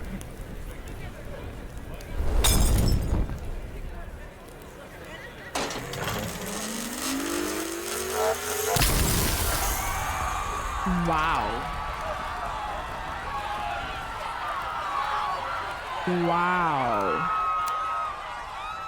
One hot blast of light was all it took to disappear a crowd, stunning onlookers like a twisted magic trick. Instead of applause, cries of panic and a stampede of feet clap the pavement, while a putrid smell fills the air. My gut twists as it fights every reckless impulse to run. Still our nerves. Still the nerves. A few onlookers run from the scene. My feet are 2 steps after them before my senses yank me by the shoulders. Eli Tillinghast doesn't tolerate desertion from anyone. The crowd seconds from dissolving into a frenzied swarm. If I don't grab the kid and move, we're going to get trampled flat. However, we're saved by an unlikely savior. Hold! The Baron of Whitestreet stands, gloved hand extended. Despite fear and panic, the crowd obeys, frozen in place by a gentle, assuring gesture. Let the procession continue. The music starts back up, and the world wow. moves on Eli's command. Coerced cheers rush to fill terrified silence, while marching boots blot out the scorched earth. The days where Whitestreet bled tirelessly to save a debaucherous world have come to an end. We will bleed no longer. Our enemies will tremble before a weapon they cannot resist, a weapon they cannot overcome. We will demand our rightful place in the sun. and rid the shadow of chaos from the lowers. We are just. We are strong. We are unsullied. We just took out part of the He crowd. pumps his fist and the crowd answers with a deafening cheer. With all eyes back on the general and his grisly procession, I look for Nellie.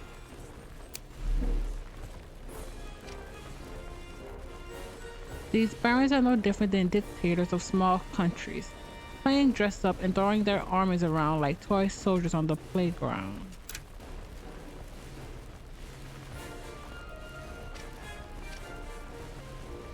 The war banners of White Street once flew over much of the lowers. I dread the day it happens again. Destruction like that, with weapons no less. They could reclaim everything they've lost, dragging the whole damn city back into war. God help them.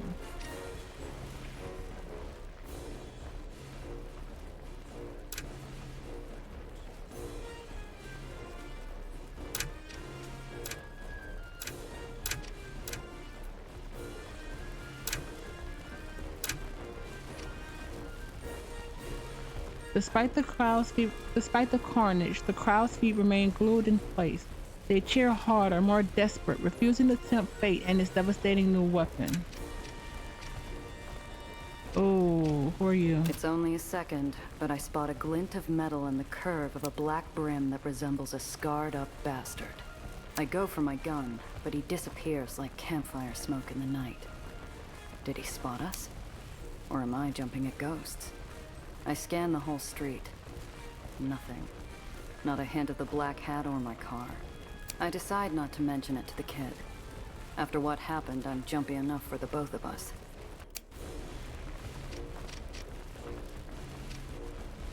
Oh yeah. Oh, no! That weapon, Red Aether, wasn't to ever... Oh, Gia, those people. Those poor people. You recognize it? What the hell was that thing, Nellie? It was never supposed to get out. Never. How did it get out? How? She buries herself in her hands, breathing hard, wishing with every strained muscle that this nightmare would end. A part of me wants to join her. I can't stay here, Gia. We have to go. We can't. Not without attracting serious attention. You saw what happened. If we get caught sneaking out, we'll get shot. Gia, please. The kid's bloodless face moves me to glance down the procession line. The tail end's in sight, but the miserable sound from the girl has me second-guessing how long her nerves will hold. Push for an answer. I'm not making a run for it.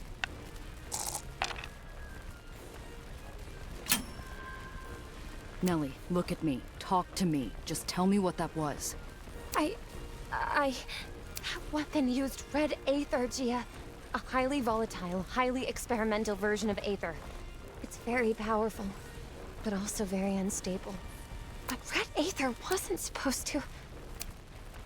For nothing more than an empty expression, the kid clams up tighter than a tension steel vice. We're waiting this out. We have to wait the parade out. Hold on just a while longer. I understand. The sound of lockstep boots thumping asphalt finally fades into the corpse-stained wind, and the crowd, released from their mandated joy, finally begins to disperse. Silence finds its way back into the world. All at once, the poor kid's nerves crumble like a paper cup, spilling her insides all over the now vacant street. Take it easy, kid. Slow breaths, all right? Let's get out of here. Now, please. Yeah, we're done. Okay, I guess we're continuing to where we were supposed to be going. Distance passes that ash and screams and a bright hot light start fading into a bad memory. Nellie breaks the silence. Is White Street always this... awful? Often enough. White Street's never shied away from putting down opposition with violence. Never heard of them using a weapon like that, though. But those were their people. He's supposed to be the Baron. Isn't he supposed to listen to their concerns? What about due process? Look, kid. It might work that way upstairs, but not here. The only word that matters down here is the Barons, and in White Street, the chain of command's everything. If Eli says we're going to war, you either fall in line, or you're an enemy. One might have been bad, but the others were simply calling for peace. Where's the harm in that? White Street tried the whole peace thing a few years ago. Someone blew them to bits during peace talks. That's not something they'll ever forget. Let's continue.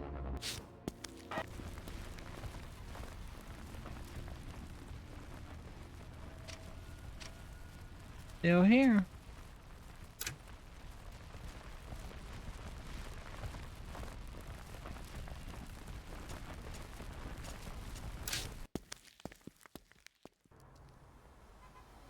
Oh, new location. That's what's going on.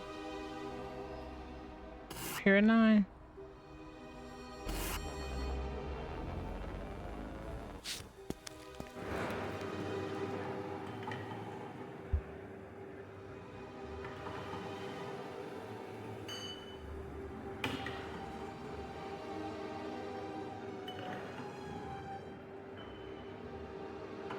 There it is.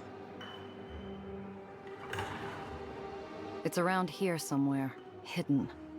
What was that symbol? Are we really going into the Undercity? Will the Aether Rats let us, or are the stories true? You don't think they'll throw us off the island, do you? And what's the story? Which stories we talking about? Well, the ones in the papers? I've never met an Aether Rat, so I honestly don't know how much of it is true or not. However, they're supposed to be benevolent, aren't they?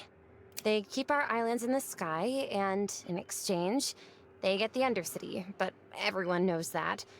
I've heard they generally keep to themselves. Except when outsiders sneak into their tunnels. Also, their eyes all turn into a unique shade of pale blue. They glow, too, from what I've read. Like Aether. There are journals that theorize why, but nothing concrete. Or always pleasant. Madonna. The kid's understanding is as accurate as a stained mirror. Better clear things up before we go in. Set her straight. Look, you can't rely on the stories you read in the papers. You want to avoid getting grounded? Don't call them Aether Rats. They're Aetheniers, and they're good people. I'm guessing you've never met one? No. There were rules. We weren't really supposed to interact with them. Or see them. They don't want to be seen down here either. Too many people can't stand the idea that an island floats or sinks on the whim of an Aethenier. Figure a good rat is a scared rat. They've done it before, haven't they? I've read of islands crashing because of Aether repulsor failure. That could only be possible by sabotage. And blow themselves up out of spite? No island falls without a baron behind it and a list of dead Aetheniers trying to stop it. The world down here isn't one you'll find in your books. Keep that in mind. Now, where's that door?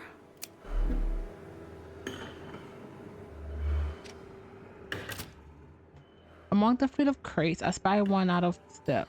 Whoever had nailed this one shut had done a hacky job, leaving behind a wobbly kit and a crack just big enough for a finger. Enforcer. Oh, we did it. I stick my hand in the maw, angling past jagged silvers and crooked nails until I find a solid grip. I pull, fighting the groaning, shuddering lid. It gives up with the pop. Contraband. Contraband may be confiscated if found. Store it in a concealed storage to avoid getting caught.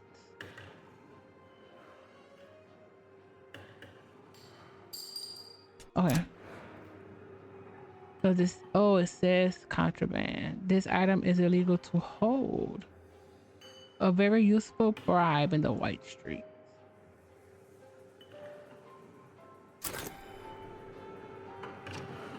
Posters. The last remaining guilds in White Streets, or anything resembling a union, died out in the last purge, or maybe it was a few purges ago. I've lost track.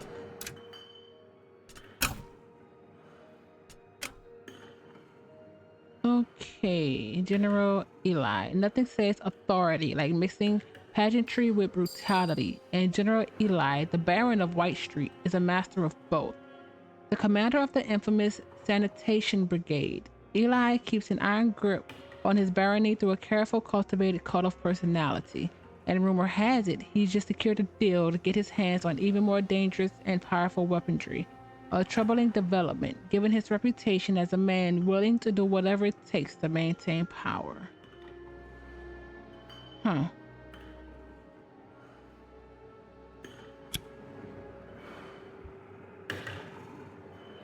You know that's the actual door. Let's go. Careful strokes of paint form an innocuous symbol of a rat matching the sketch Cress gave me. This is the right place. So right? Hopper. Shopping for trouble? Or just sightseeing real close? Jeepers! Gia? A pauper. One of the murderous specters slithering freely through every pipe, waiting to brutalize passers-by. If you listen to the stories. Scary as he is, he's more sentinel than specter. Looking for you, actually. We're friends of Cress Carter. She sent us to ask about a missing car. Cress Carter? Strange. Cress's name should mean something. Either he's greener than he looks or he doesn't trust my word. I might need something to loosen his tongue.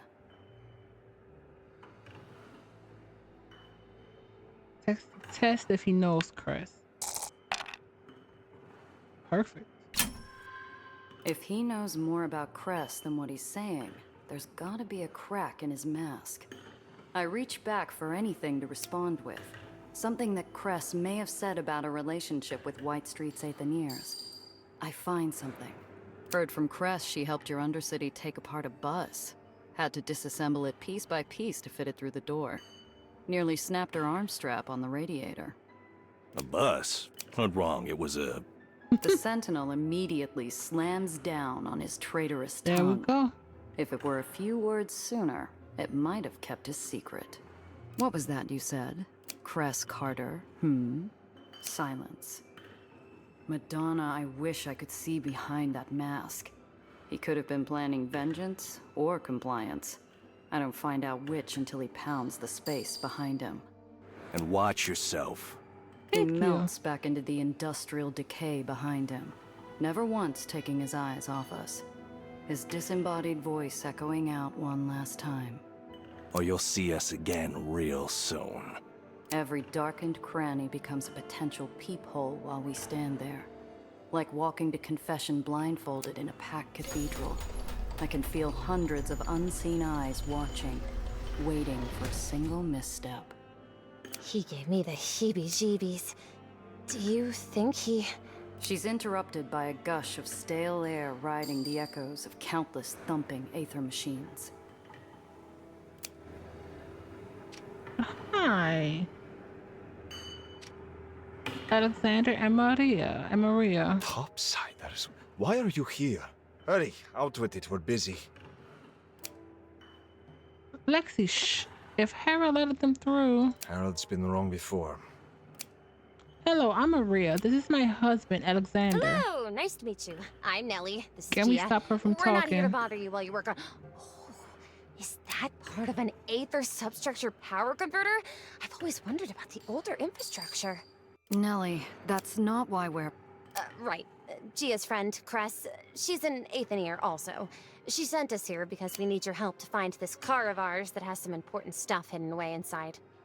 Too much Too information. desperate, too vulnerable. I lob a cough towards Nellie, hoping she'd quit her rambling so I could get a word in. Cress sent you?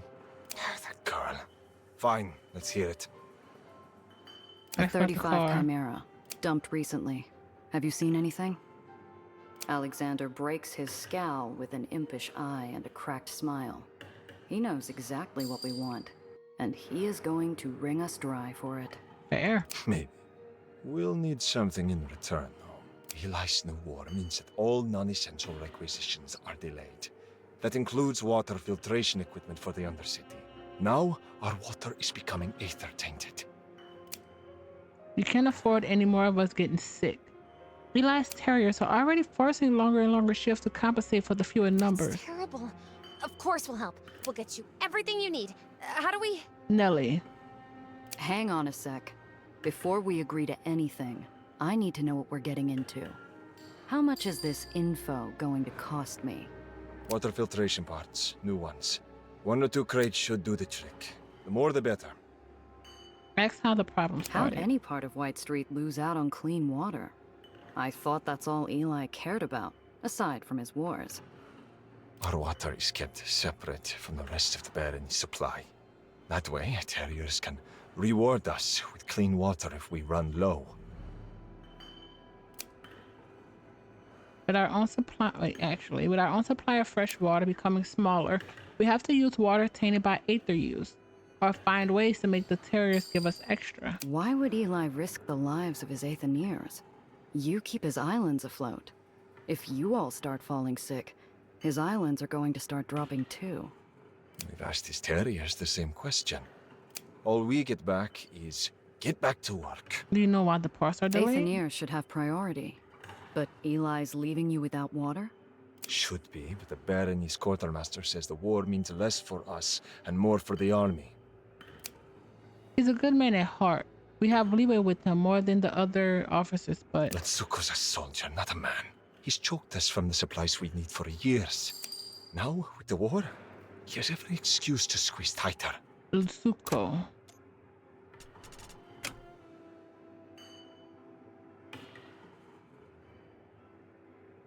Nation's Crusade.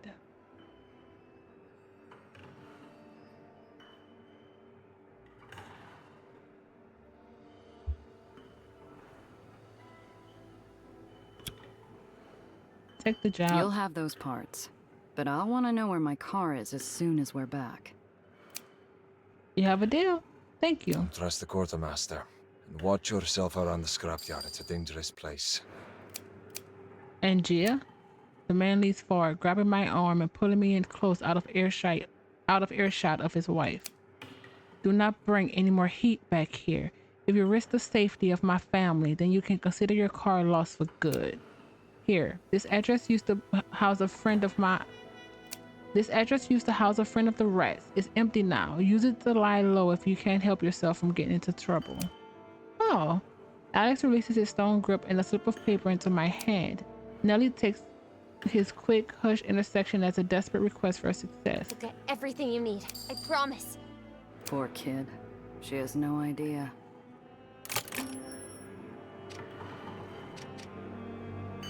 Okay.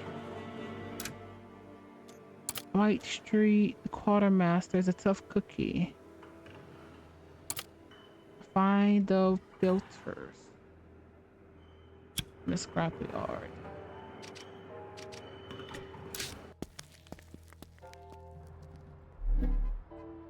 The location. I don't want to go to you.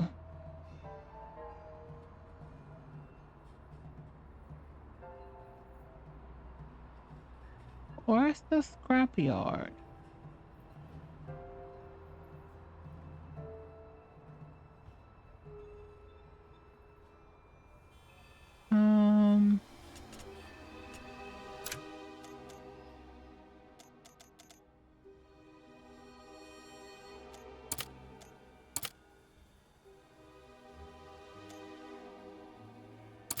I want to track this one.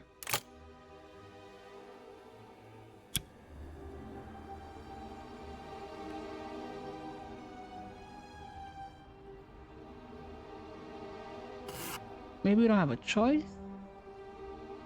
Oh, this is the this scrap. Oh, yeah. Scrappers from this neighborhood.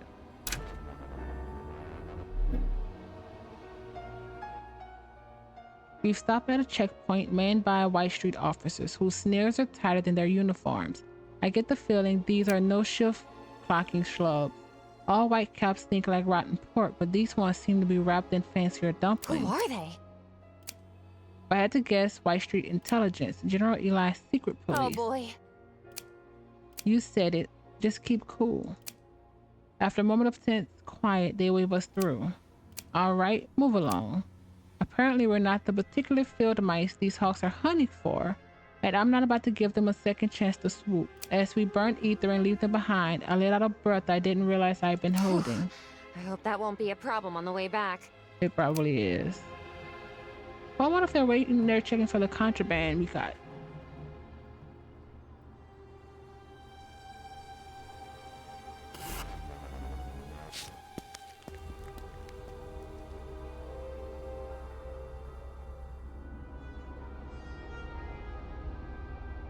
If the lifeblood of White Street is industrial refuse, then the scrapyard is its beating heart.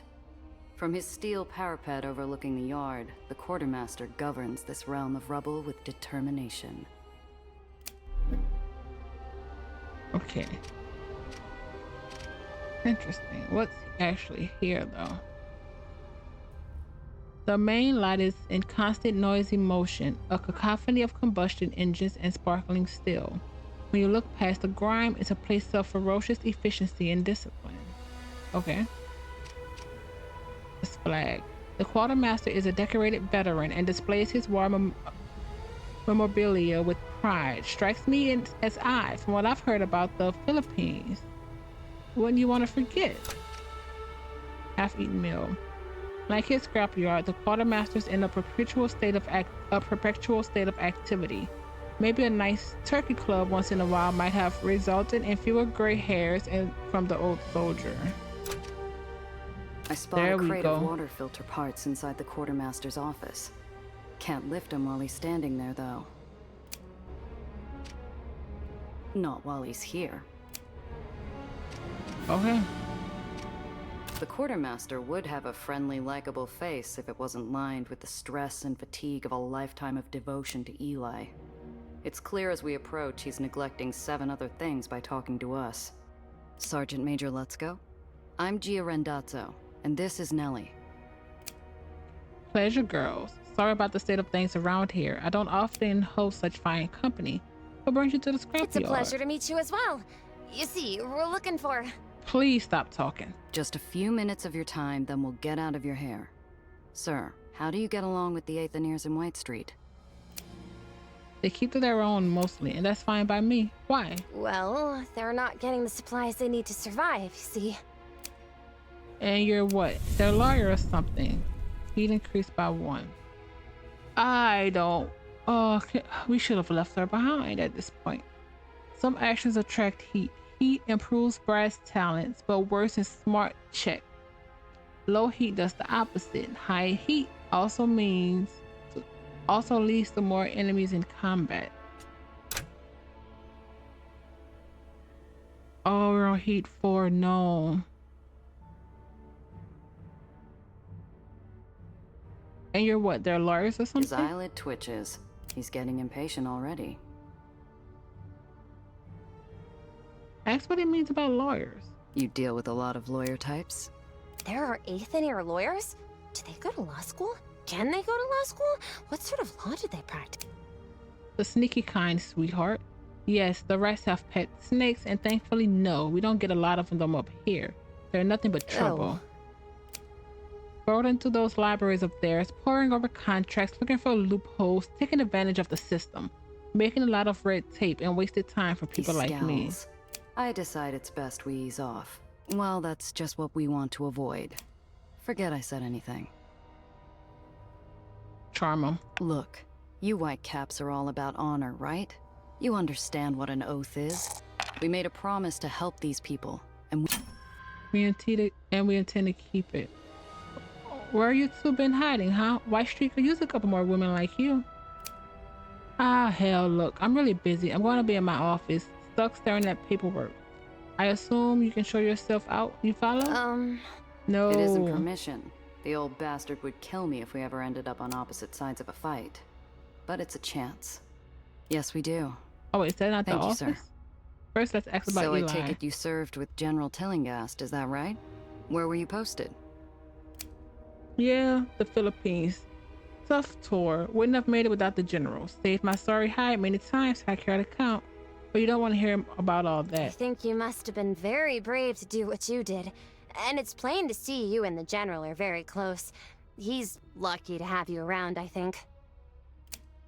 You're sweet as a Georgia peach, ain't ya? Thanks, Missy. He's an extraordinary man. A real visionary, you know? And what's he envisioning for White Street exactly? The general's been beating back the Huns at our gate for as long as anyone can remember.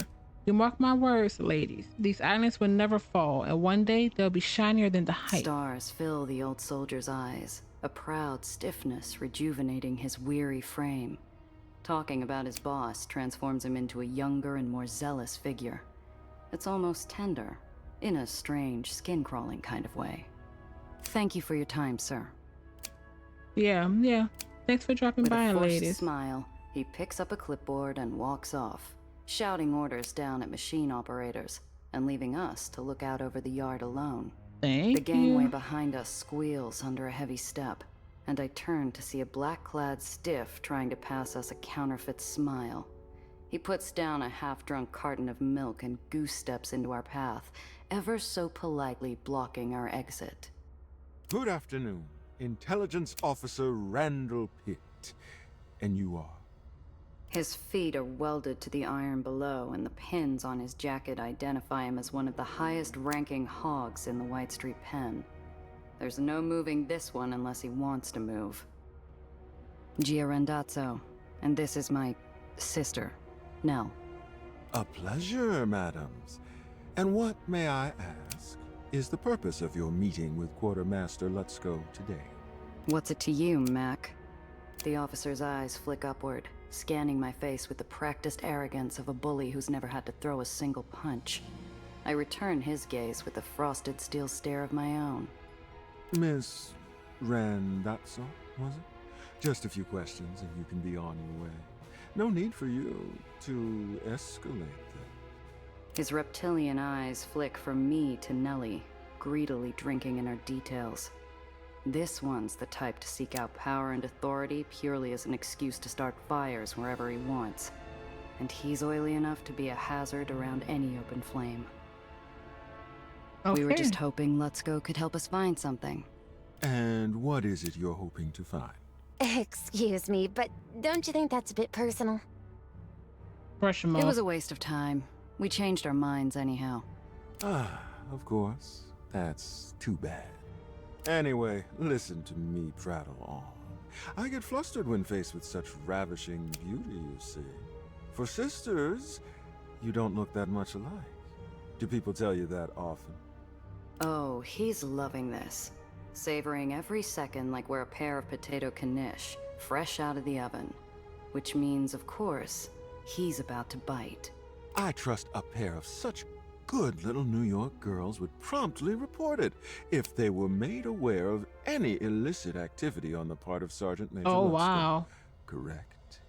What do you mean, illicit? Oh, you know, illegal, wrong, things that would demand a transfer of leadership here into more capable hands. Anything he shouldn't be doing. How would I know what he should or shouldn't be doing? His smile flashes in and out of existence so quick, you could argue it never happened. In an instant, his officious familiarity vanishes. How charming. Now, you and your sister can testify to what you know, or we can take this up with General Tillinghast. Your choice. Doesn't take a genius to figure Lutzko's into something dirtier than his own soot-stained uniform. I share a look with Nellie, whose sparkling eyes are relying on me to navigate us out of these shark-infested waters. And what's the charges? What's he in trouble for, anyway? Treason, malfeasance, embezzlement. Supplies deemed vital to the war effort have disappeared, only to be found later on the black market or in the possession of degenerates. Huh.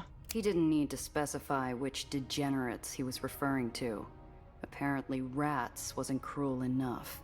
The punishment for which is death, of course, by grounding. Grounding? Is that... Yeah, kid. The long drop and the sudden stop. It's justice, my dear. Traders no. pay their deficit in loyalty with blood. We're playing Look, dumb. pal, we just met the guy. Do whatever you want, it's got nothing to do with us. Now we got business to take care of, so if you don't mind... A sneer paints itself slowly across the officer's mug. If he had an angle, he'd use it. Can we go in this but he office and take doesn't. what we need? Very well. It was a distinct pleasure. Till we meet again. Oh, thank you, officer. Goodbye. He peels himself out of our path as slowly and painfully as an overglued bandage on a fresh wound. With a final colorless smile, he turns towards the quartermaster's office. Inside, Lutzko spots him, and the old man's Adam's apple bounces like a kid on a trampoline.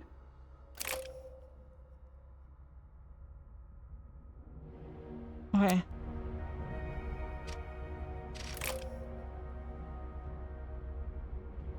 Okay, we know where it is. Just out of reach. This is actually annoying. I need him gone. Not while he's here. I don't think I like that Officer Pitt very much. At all. That's only because you've got working eyes and ears. Stay away from him, all right? You don't have to tell me twice.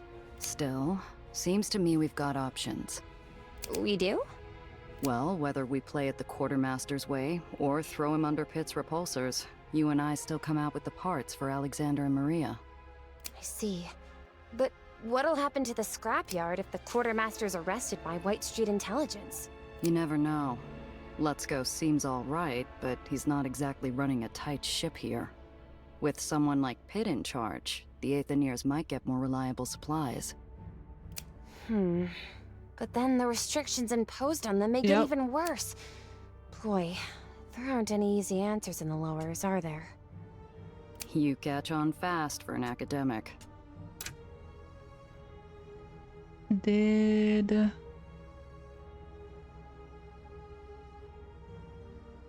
did not change. Okay.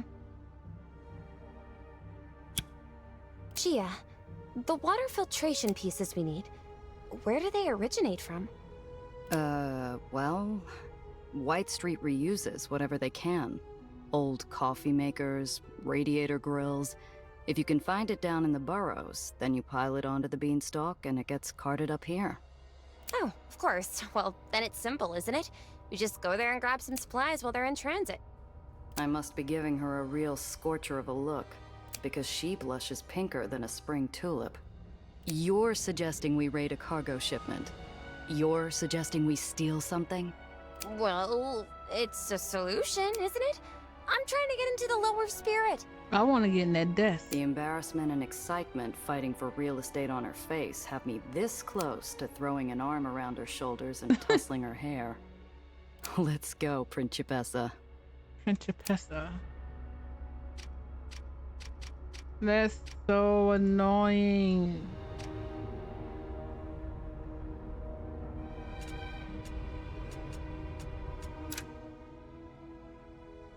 We still just have the one. Okay.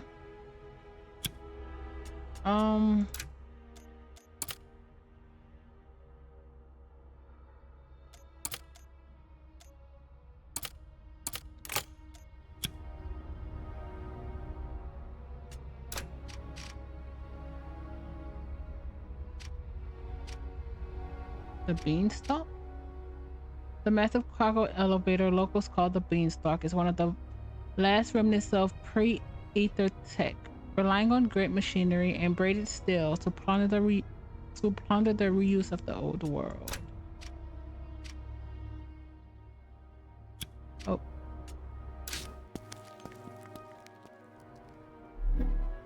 The location, is this a scrapyard? It is the scrapyard.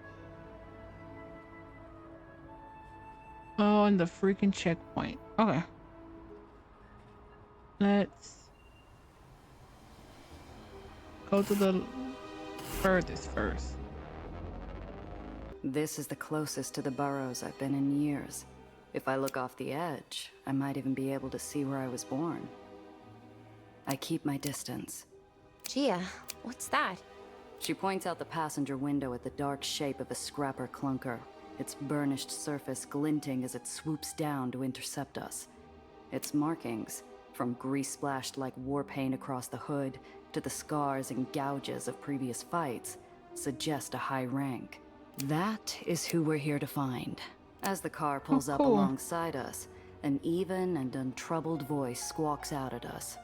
Hello there. Looking for something, little bird? He didn't open the dialogue by opening fire, so I take that as an encouraging sign. Nellie's looking at me expectantly. I better choose my words carefully as we pull over. I love the VA here. Ask about the burrows. How are things groundside these days? It's been a while. Same as always. The bitterness in his voice betrays no lie. The burrows are still the same as I left them. Hot in the daytime, freezing at night. Harsh winds carrying skin-slicing dust. Short on clean water, fresh food, and hope. Some things never change. I still hang my boots out the window at night. You really are Burroughs' kid. The scrapper and I share a sharp-toothed grin, and I savor the puzzled look on Nellie's face. Ask about the quartermaster. You familiar with White Street's quartermaster? Let's go. Sure. He's the only man who puts food on my table. The scrapper leans out his window and proffers a folded piece of paper. I can see the quartermaster's stamp even before I grab it. It's a personal letter, promising pay for extra security for the Lutzko's goods as they travel the beanstalk. That's quite the arrangement you've got yourself. Wish my family'd been that lucky. Why is that in our inventory? Why did he give it to us? Siltside, long time ago. Had to find a different way out. Siltside? Couldn't be. Nobody comes out of there in one piece. Who says I'm in one piece? The rolling rumble of his laugh matches the cadence of his engine. Mind if I keep this? Could come in handy. Sure, I've got more at home. The man loves his correspondence. Let's pay for parts. I'm not here to steal from anybody. I'll pay for what I claim. We're I'm from looking here. for water filter parts. Got any on you? Matter of fact, I do have something that might work in a pinch. Contraband, illegal.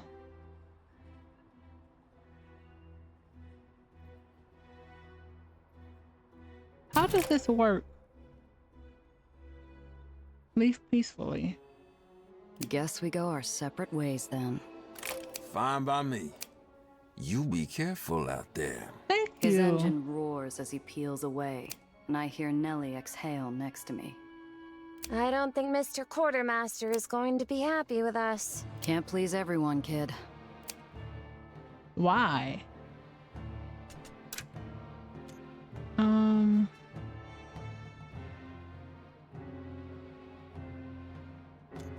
I'm confused. Why would he be mad? Revealing his corruption. I don't want to take food out his pocket. Unlike the Scrapyard King. So, end. Go back to inventory. How does this work? Concealed. Found in searches. What? Oh, this, okay. Basic repair kit. Let's put it in the trunk. We need to put this here in the glove box. Won't be found in searches. And then we have another contraband. Perfect.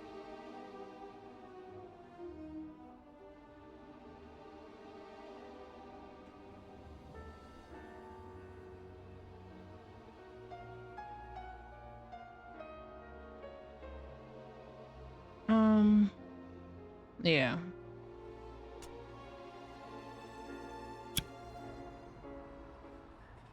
Let's go here. The busted chunk of an island's underside rusts in the sun, laying precariously on a crushed tenement building. Broken detritus and snapped cabling hangs down close to the street. Oh, this is perfect! See that? If that old Aether repulsor's not damaged, the parts could easily be repurposed for water filtration.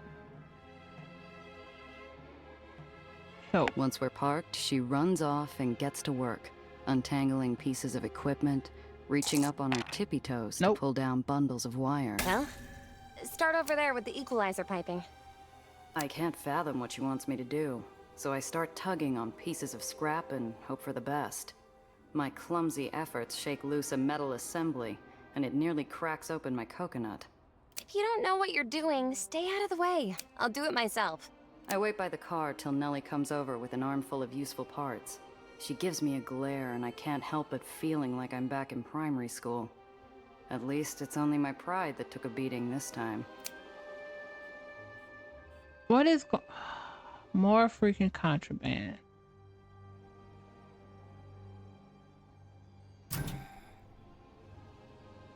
There's no mistaking the throaty grumble of a scrapper rig on the prowl, all sizzling oil and sparking ozone.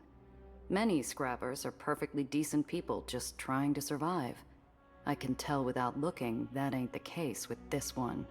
Okay. Couple of floaters all along, eh? Easy picking. Why? Son of a gun. Hey, we staked our claim on this scrap. Say nothing. Combat is dynamic. Look for obstacles and lane changes that could damage or even destroy your vehicle, or use them to your advantage.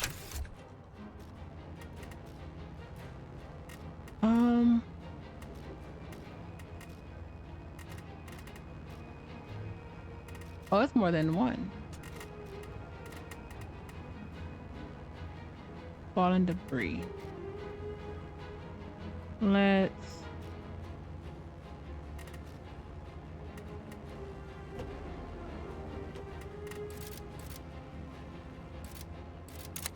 brown. And then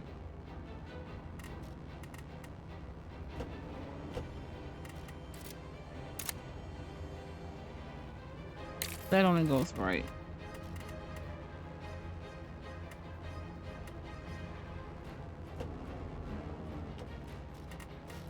And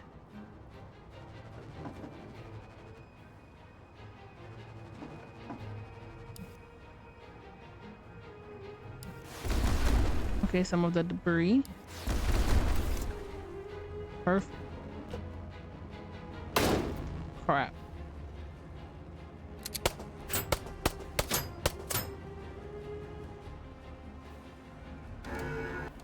Oh, we can skip the player's turn. Let's skip to the turn.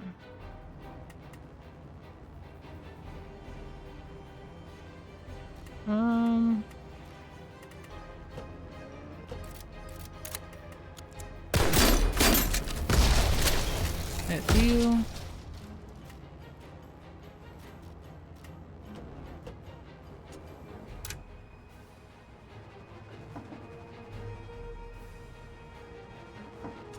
Fast forward.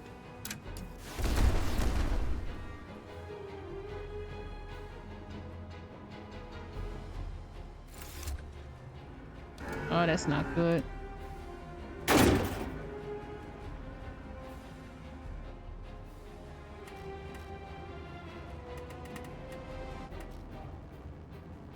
We're gonna go here.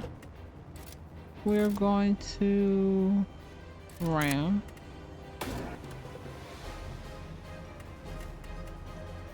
Gonna move.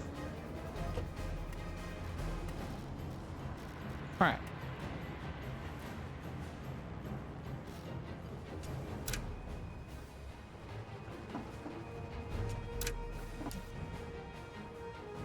Let them catch some debris.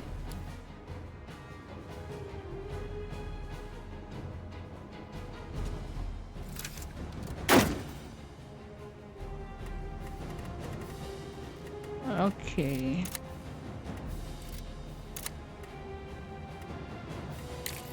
Let's go here. Shotgun. You all right? Yes, I'm okay. Thank you. You grew up with those people? A different time, kid.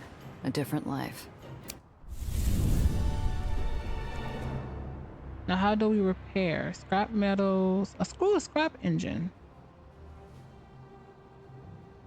Suitable for smaller vehicles. Discreet.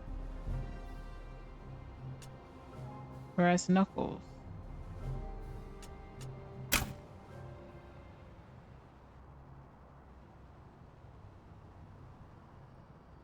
Actually,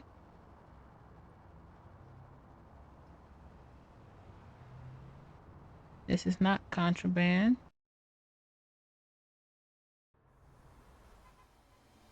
Vehicles that take damage during combat can be repaired afterwards by using repair kits or by visiting garages. Purchase vehicle visiting from your vehicle storage. Used from okay. Can be found on each island at the hole with more available as new locations are discovered. Visit the garage and use the workbench. Okay, first inventory. Let's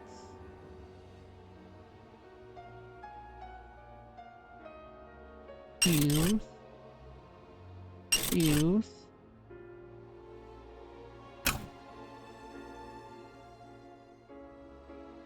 Oh, can I put this in a vehicle?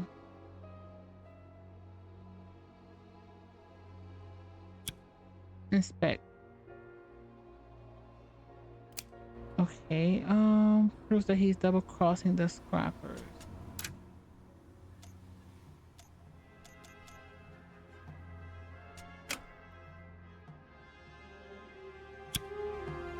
Last but wanna go here. You can repair our vehicle here or buy some pork.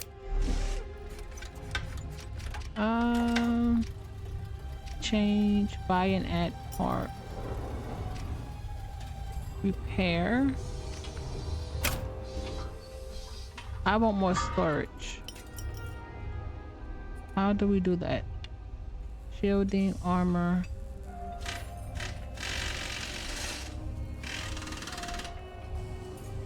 Greater efficiency, that does RAM.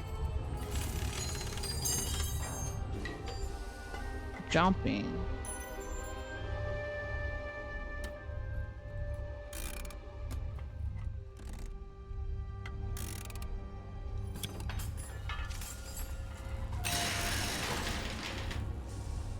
Heart.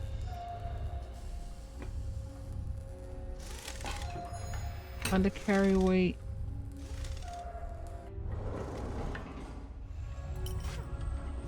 Low profile weapon.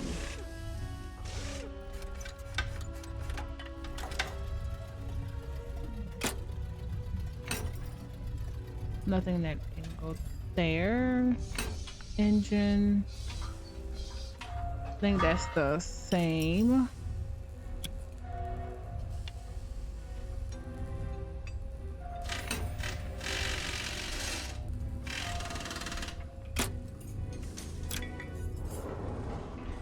Okay. It's actually repair.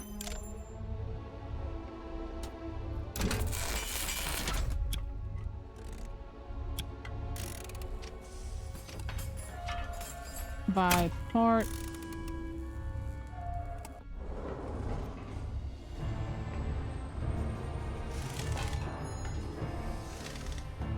Grease monkey check.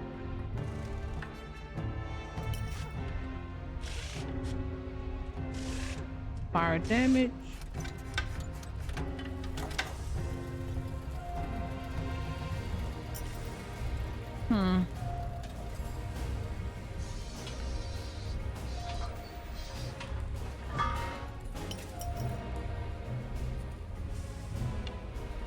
Won't absorb too many hits, but better than nothing.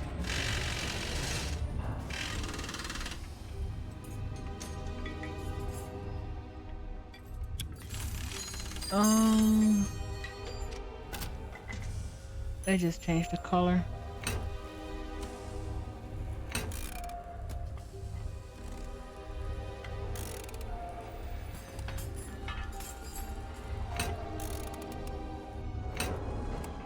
Huh.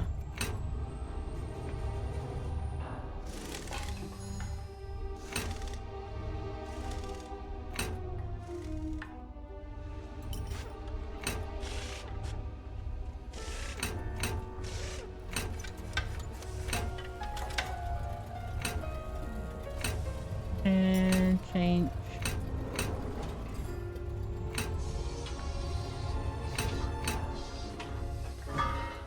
Okay.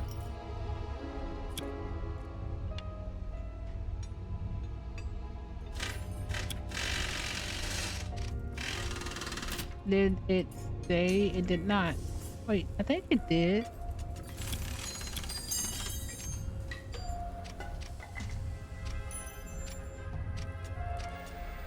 Let's go back. And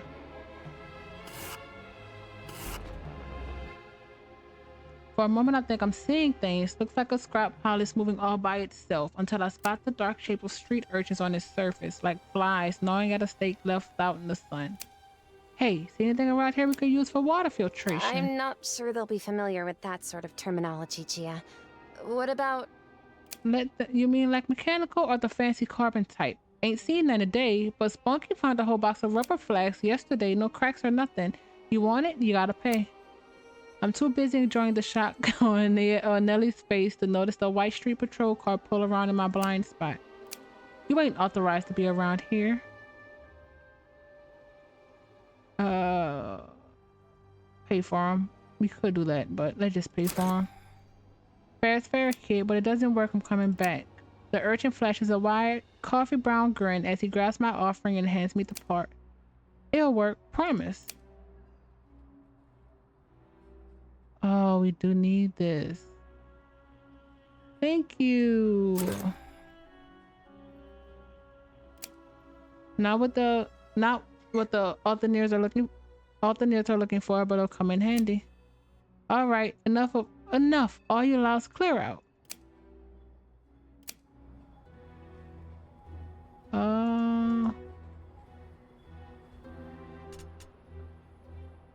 Trade with the quartermaster. Technically, we have what we need, I think.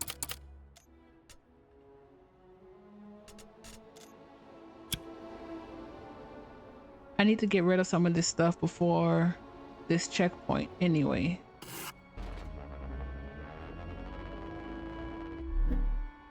No surprise encounter. Intelligence officers swarm every path of the scrapyard, their black uniforms dotting the landscape like spots on a cold black Dalmatian. There's so many, Gia. There's no getting through that without staining the dress of yours. We'll have to go back to Piff if we want out of here alive. When we pull up to the quartermaster's office, there's a troop of secret police attending Lutzko and Pitt inside. Neither one looks pleased to be sharing the same air with the other. I suppose this is what they call the moment of truth? You suppose right. How do you want to play it? She looks surprised, as though she didn't expect me to source an opinion. I'm surprised too. You should have just left.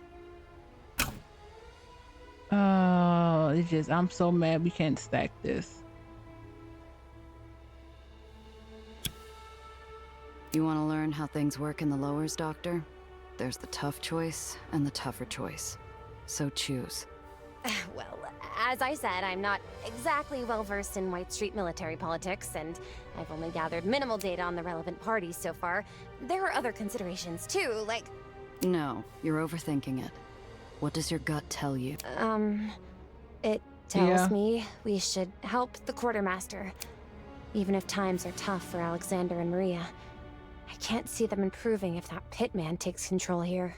At all, he's a sleaze. But she doesn't know the kind of suffering a man like Lutzko can cause, even if he means well. She's never lived a life where you can happily choose a pit, knowing at least there'll be food on your table. No easy way out. There never is. I open the door to the office, and the Whitecaps look up expectantly. Ladies, you're back. I was just... Ah, the Randazzo sisters. How very good to see you again. Oh. Play dumb. Please. Yes. Sorry, fellas, but we couldn't dig up anything useful. Afraid we wasted your time. Just wanted to come by and apologize before we head out. Intelligence Officer Pitt regards us as one might the brown patch on their recently chomped apple. I see. Well, that about wraps it up then. Then suddenly, he's all smiles, acting for all the world as though we're just finishing a convivial tea luncheon. His tone is the only thing that's pleasant about him as he leans in. If we meet again, Miss Randazzo, our conversation won't be nearly as pleasant as today's. He That's kind of gestures to his goon guaranteed. squad and they tromp out. Let's Go wipes his brow. We bought the old soldier some breathing room, for all the good it'll do. But we're also on Pitt's blacklist. We'll have to watch our backs in this barony from now on. Yay. New level.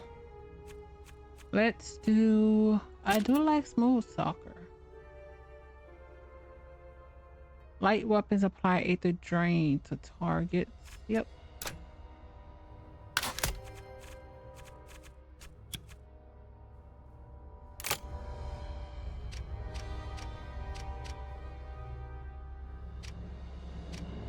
Oh, that's annoying. Is there a way we could have gotten them out of that?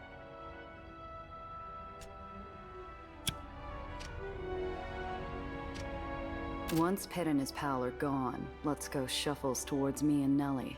He's wringing his hands like a chicken's neck.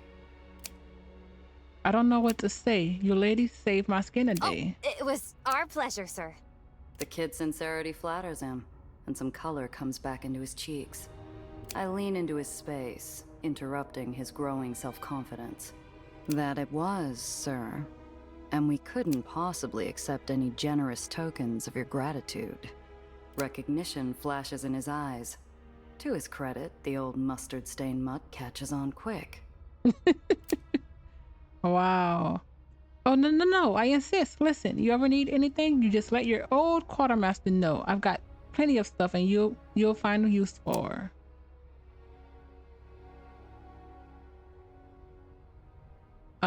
What is this? No.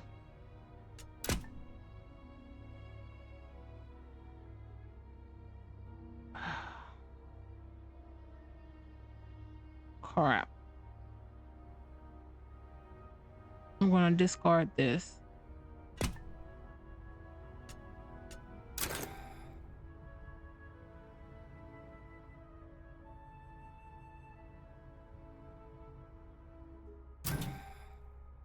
Like I said, busy day. Thanks again, lady. White Street's scrapyard monarch scurries away with all the decorum of a chastised court jester. In a moment, it's just me and Nellie, and the wide expanse of White Street. Let's see what he has for sale. I do not want this. Oh, but this could be a bribe. I need... Expert repair kit. Oh, we need this. We need this. Let's get rid of...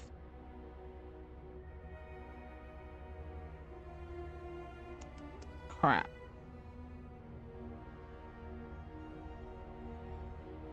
Let's sell him that. Let's buy these fake papers.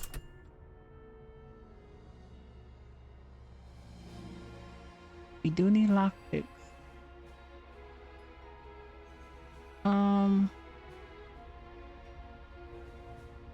It's a lot of white filter parts though.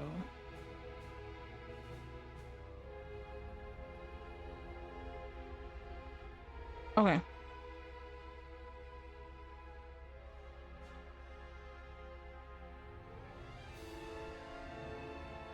That's really all we can do. Ooh, concealed storage.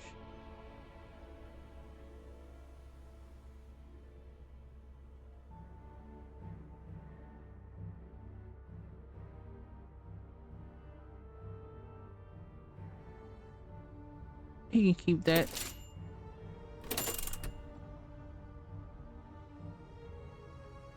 And then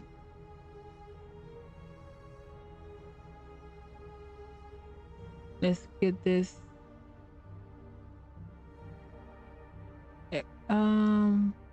Expert.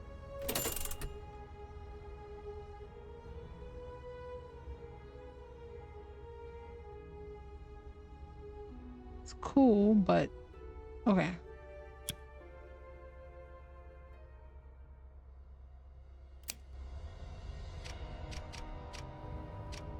Let's go back.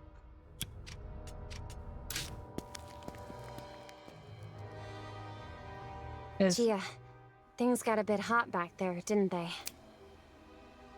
I'm running with too much heat with a fever like this. I can't risk spreading it to Alex and Maria. We need to pull over, lie low, and let the White House move on. There's a place nearby. I think we should visit that safe house Maria told us about. She did say we might need it. Oh, safe house. That's so exciting. We are like spies or undercover agents. I'm not tired, so I can take first watch if we need a nap. Though I don't have any gun. Do you have any? She's nervous extra? and she doesn't know what to expect next. That doesn't make her wrong, though. Kid, if we need guns at a safe house, it's not doing its job. We're in a world of hurt. A world of hurt. Okay, before we do that, I want to go back here.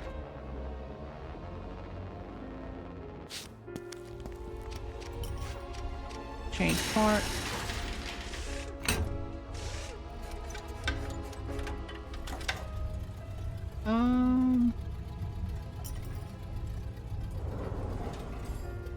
Storage. Concealed.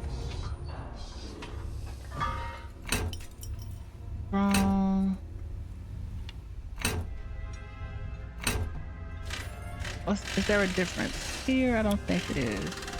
Nope.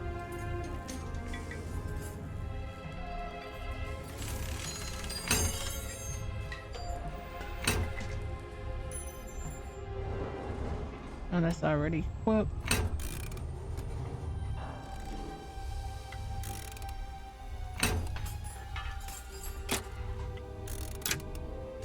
Confirm it.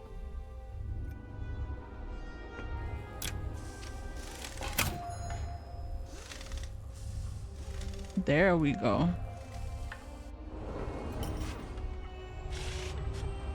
Perfect.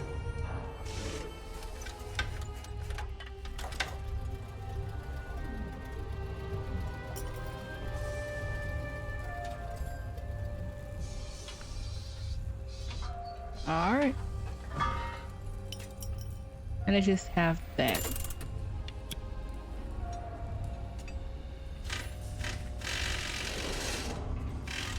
Oh, cool.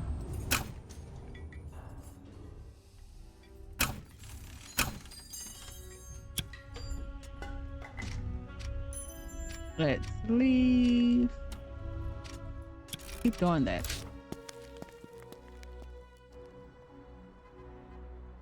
Let's go to the safe house.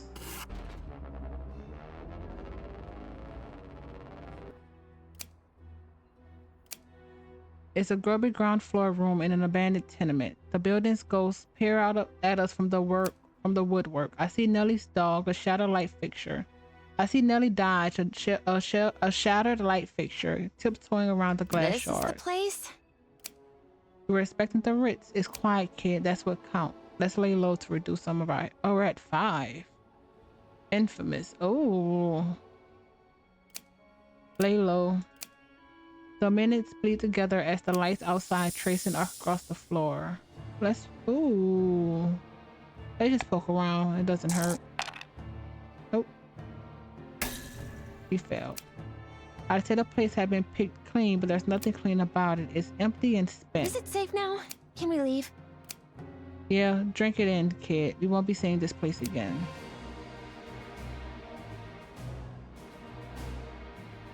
What is this? This location is locked?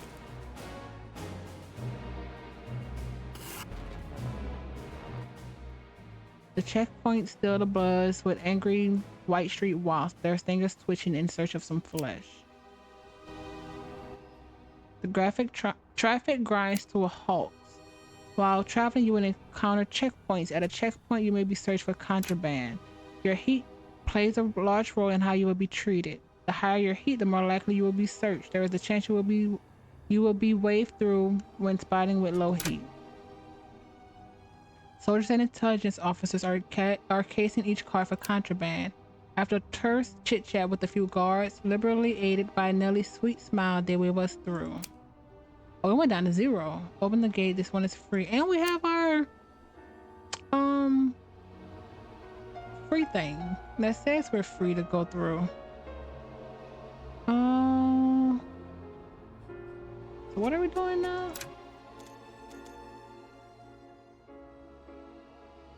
Aether. I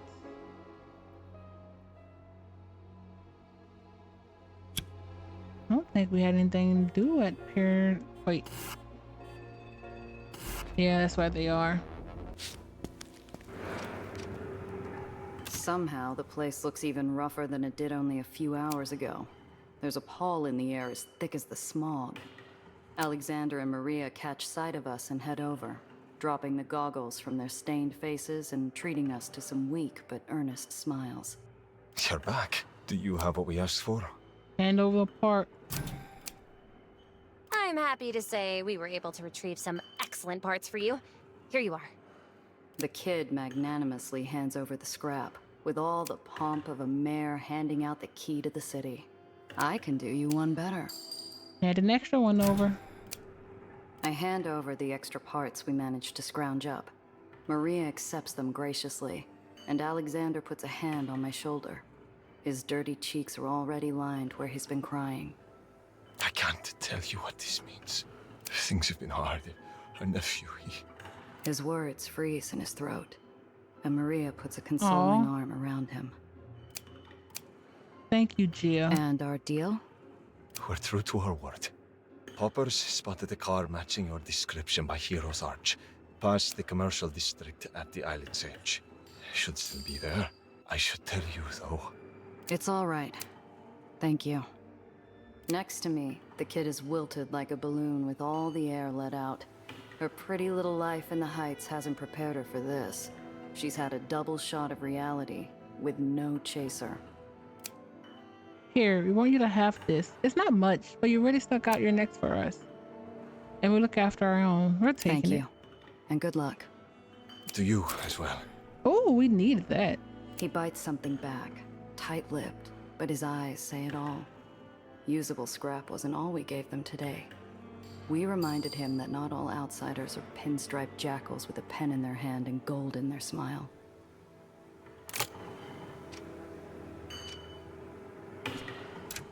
All we have left is to recover our car. Perfect.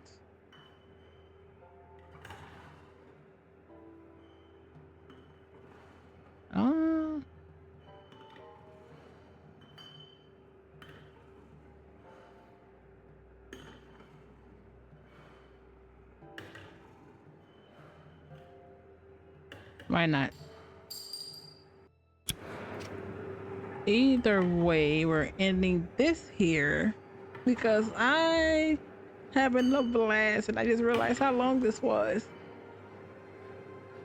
But this is Aether Iron. Look into it if you are interested. But thank you everyone. I am Silverette and see you soon.